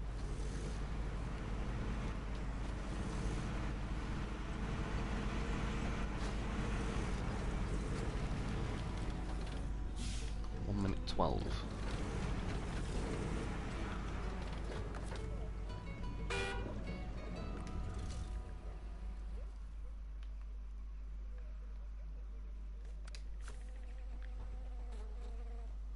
Even Jeremy Renner got fucked up by snow. Oh yeah, I've seen that as well. Like, what he managed to run himself over with it. Is it like some kind of handheld snowblower, or was it like a full-on vehicle or what? But yeah, I remember seeing a bit about that as well.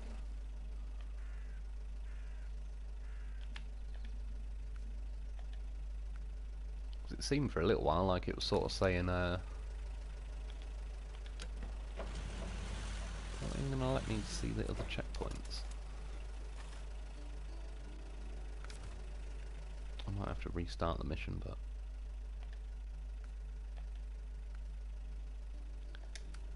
I just want to yeah, lay some checkpoints down. So I'm assuming it won't have replaced the scarecrows, so you won't quite be able to see.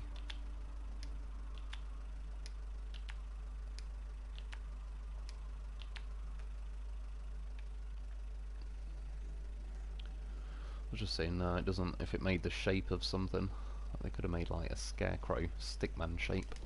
Anyway, rest in peace, Ken Block. Yeah, 55 years of going balls to the wall. It's almost surprising he lived that long, considering what he did. It's one of them funny things, isn't it? It's like Colin McRae, all those years doing like high-end rallying, and ends up, was it a helicopter crash for him as well? I think it might have been, wasn't it? And then, who was the other one I was just thinking of? Michael Schumacher. I think he's still alive, but do you know what? I'm going to start that again because I completely bollocks that up. Yeah, wasn't he skiing or something and fucked himself up? I think he's out of the coma now, if I remember correctly. But oh yeah, it's a good job I did restart the mission because I'd left the clock ticking.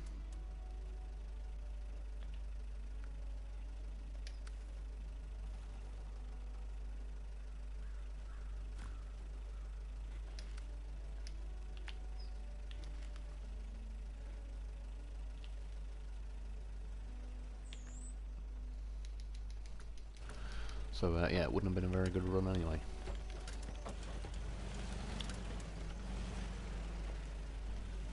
I think he was trying to jump onto it while it was running away from him. Maybe it was a snowcat. Oh, is that with the Jeremy Renner guy? But yeah, either way, it's pretty crazy. There's quite a few of them getting injured. Oh, for fuck's sake, game. I'm not restarting it.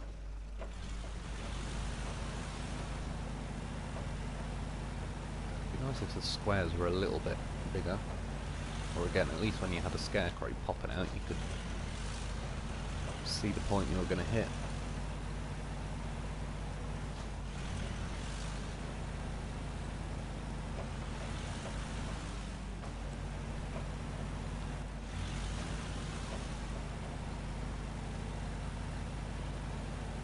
And that bloody stage completed like in the worst possible place.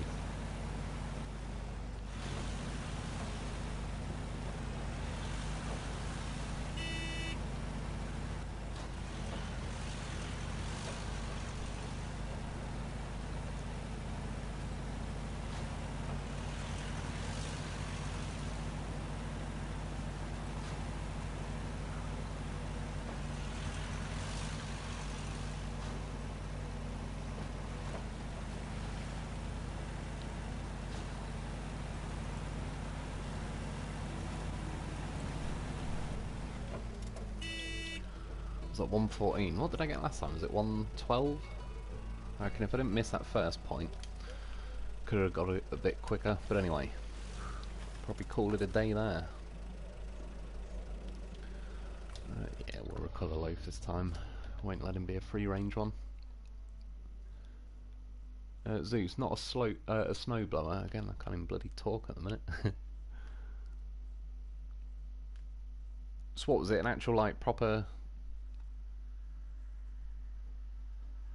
Oh, maybe it was a snowcat.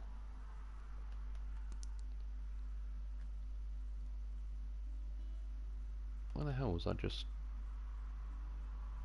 doing this? Where's the...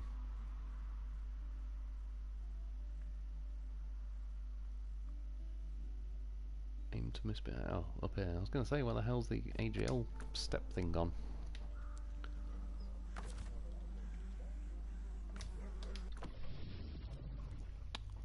Ram rolling. What's up, Lone Wolf? Yeah, not too bad, cheers, dude. How are you doing? Zeus 33rd. Bummer about KB.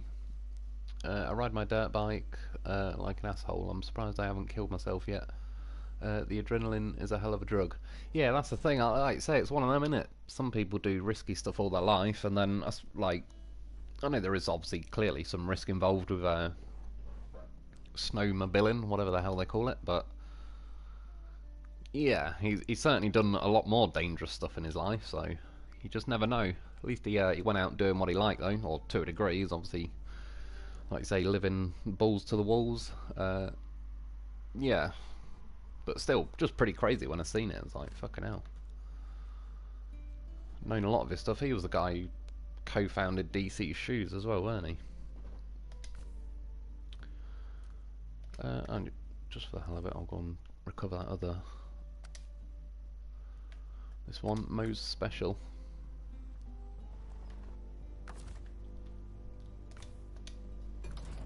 Overall, yeah, that one I do quite like. It definitely feels more vanilla truck in game, but like a good version of a vanilla truck. Feels like there's it's pretty well balanced with the power and everything. And then this one, I actually did like this quite a lot. It's plenty of weight low down, so it wasn't iffy with tipping. The power feels nice. The gearbox always like the 12-speed gearbox and that. Yeah, so it's a good mod, definitely worth getting. And then obviously the goddamn horse. We use him every week, but it's still well worth getting yourself a loaf. Renner got caught under a snowplow. I'm local. Was big news here. Yeah, is it like under a proper snowplow, like a vehicle or something? Like, it's pretty crazy. It's I assumed it must have been fairly serious because it sounded like it fucked him up pretty bad. Not far from me, to be honest, down the road really. It was a good few years back now. There's a family on a farm, and yeah, one of their kids, I think it was like 11 or 12, and they were on a tractor, and they fell out of the tractor and ran themselves over, and they died. Like, it's pretty crazy. So it can, yeah, something as simple as that can soon all be over. That's why you got to enjoy yourself while you're here. Runner is a cool dude, one of my favourite actors. Cool dude off screen too. True, I don't know a hell of a lot about him, but I know who he is, and I'd say, considering normally I don't really give a rat's ass about celebrities and all that sort of stuff, but yeah, to be fair, he does seem like a pretty cool sort of nice guy, so yeah, not that I'd wish bad things upon the normal Hollywood celebrities, but you know what I mean. I don't really give too much of a fuck, to be honest. If it said, I don't know, who's that fucking Sarah Jessica Parker or something, if she died, rest in peace and all that, but I ain't really going to give much of a shit either way. But yeah, that Renner guy does actually seem like a pretty sort of down-to-earth kind of guy. Mark Rowe, thanks for the stream. Devs are back from holiday this week, so hopefully we get some new mods. Yeah, that's cool. Yeah, I appreciate it, dude. Cheers for popping in, and again, cheers for the heads up, the recommendation on that. It's a bit of an older mod, so for those of you that are looking for it, I typed in, what was it? Yeah, white 4964. I think I just typed that in the end, and it brought up, like, it had a few different ones. But yeah, cheers for the heads up, because it's quite a nice vehicle. It's obviously a pretty good hat tip to the old film. But yeah, and as well, if the modders, like the devs and that, are back, then yeah, hopefully we'll get some more stuff. Zeus, last year I crashed my dirt bike, poked a tree branch through my arm, helicopter ride to the hospital. Yeah, fucking hell, it's pretty bad. It's that sort of stuff. Like, I don't know, there's loads of stuff now. Now I'm a bit older. I just think like, ugh. You know when you get like near death experiences, situations where it easily could have gone a lot worse. To be fair, if you actually got a tree branch through your arm, things have gone pretty bad. But it always could have been worse, and yeah, stuff like that kind of not grosses me out, but I'm really, really thankful I haven't injured myself worse than I have in my life. I've certainly picked up plenty, certainly with my head, split my head open, broken cheek, a few bits and bobs, but yeah, like my knee, that one makes me feel a bit, yeah, like when it used to pop out of place and everything. Just a horrible feeling, kind of like someone's messing with your funny bone nerve sort of thing. It was more like yeah, an uncomfortable feeling than like pure pain. Myron Gordon, night Mr. Lone Wolf, or Lone Loaf. Keep up the awesome work. I appreciate it, dude. Yeah, cheers for popping in. There'll certainly be, I'll be driving more loafs. Can't wait to hear about Phase 9. Thanks for hanging, Wolf. Yeah, I appreciate it, dude. Cheers for popping in as well. And yeah, Phase 9, it'll be interesting. Hopefully it's here. Well, I'll say sooner rather than later. I've still got some missions to do on the normal playthrough, so yeah, still got some stuff to keep me busy before then. Zeus 33rd, I'm 46. I did that at 45, bloody hell. Not yet, if you had the saying, yet I'm getting too old for this shit. Although, to be fair, if I had a dirt bike and a place to go racing around, I'd be doing the same thing right now. That sort of stuff, it's too enjoyable not to, really. Lone Loaf, I love it. It certainly is. This goddamn horse. There he is. He deserves the final picture on the screen. Brandon, great stream, Wolf. Take care. Yeah, I appreciate it, dude, and cheers to everyone for popping in, hanging out. It's been yeah, good little stream again. Zeus 33rd. Good game, sir. Good stream. I appreciate it. Getting to how you do the old Danny Glover sayings. Lethal Weapon. Angry Ginger Life. Thanks, Wolf. Hope YouTube actually notifies me next next week. Always fun. Yeah, I appreciate it, dude. And cheers for this mod as well. Step 310E AGL. Yeah, well, people have seen me playing it tonight. Definitely a good mod worth getting. Like I say, you got a lot of good mods. I've turned most of yours on. Like I've got quite a few on every week. Especially, it's nice that it doesn't take up like or practically no RAM memory as well, so you can put loads of them on and still get all the other stuff on. But yeah, thanks to everyone. I appreciate you all for popping in, hanging out, and I'll be back soon. It's just a bit like the last few days I was planning on videos. I just felt pretty rough and my sleep's been all over the place, so I didn't really know where I was myself for the last few days. But yeah, hopefully I'll get back into a normal pattern, keep going with the some daily videos. But yeah, enjoy the rest of your morning, evening, night, whatever it is you guys are getting up to, and I'll be back soon.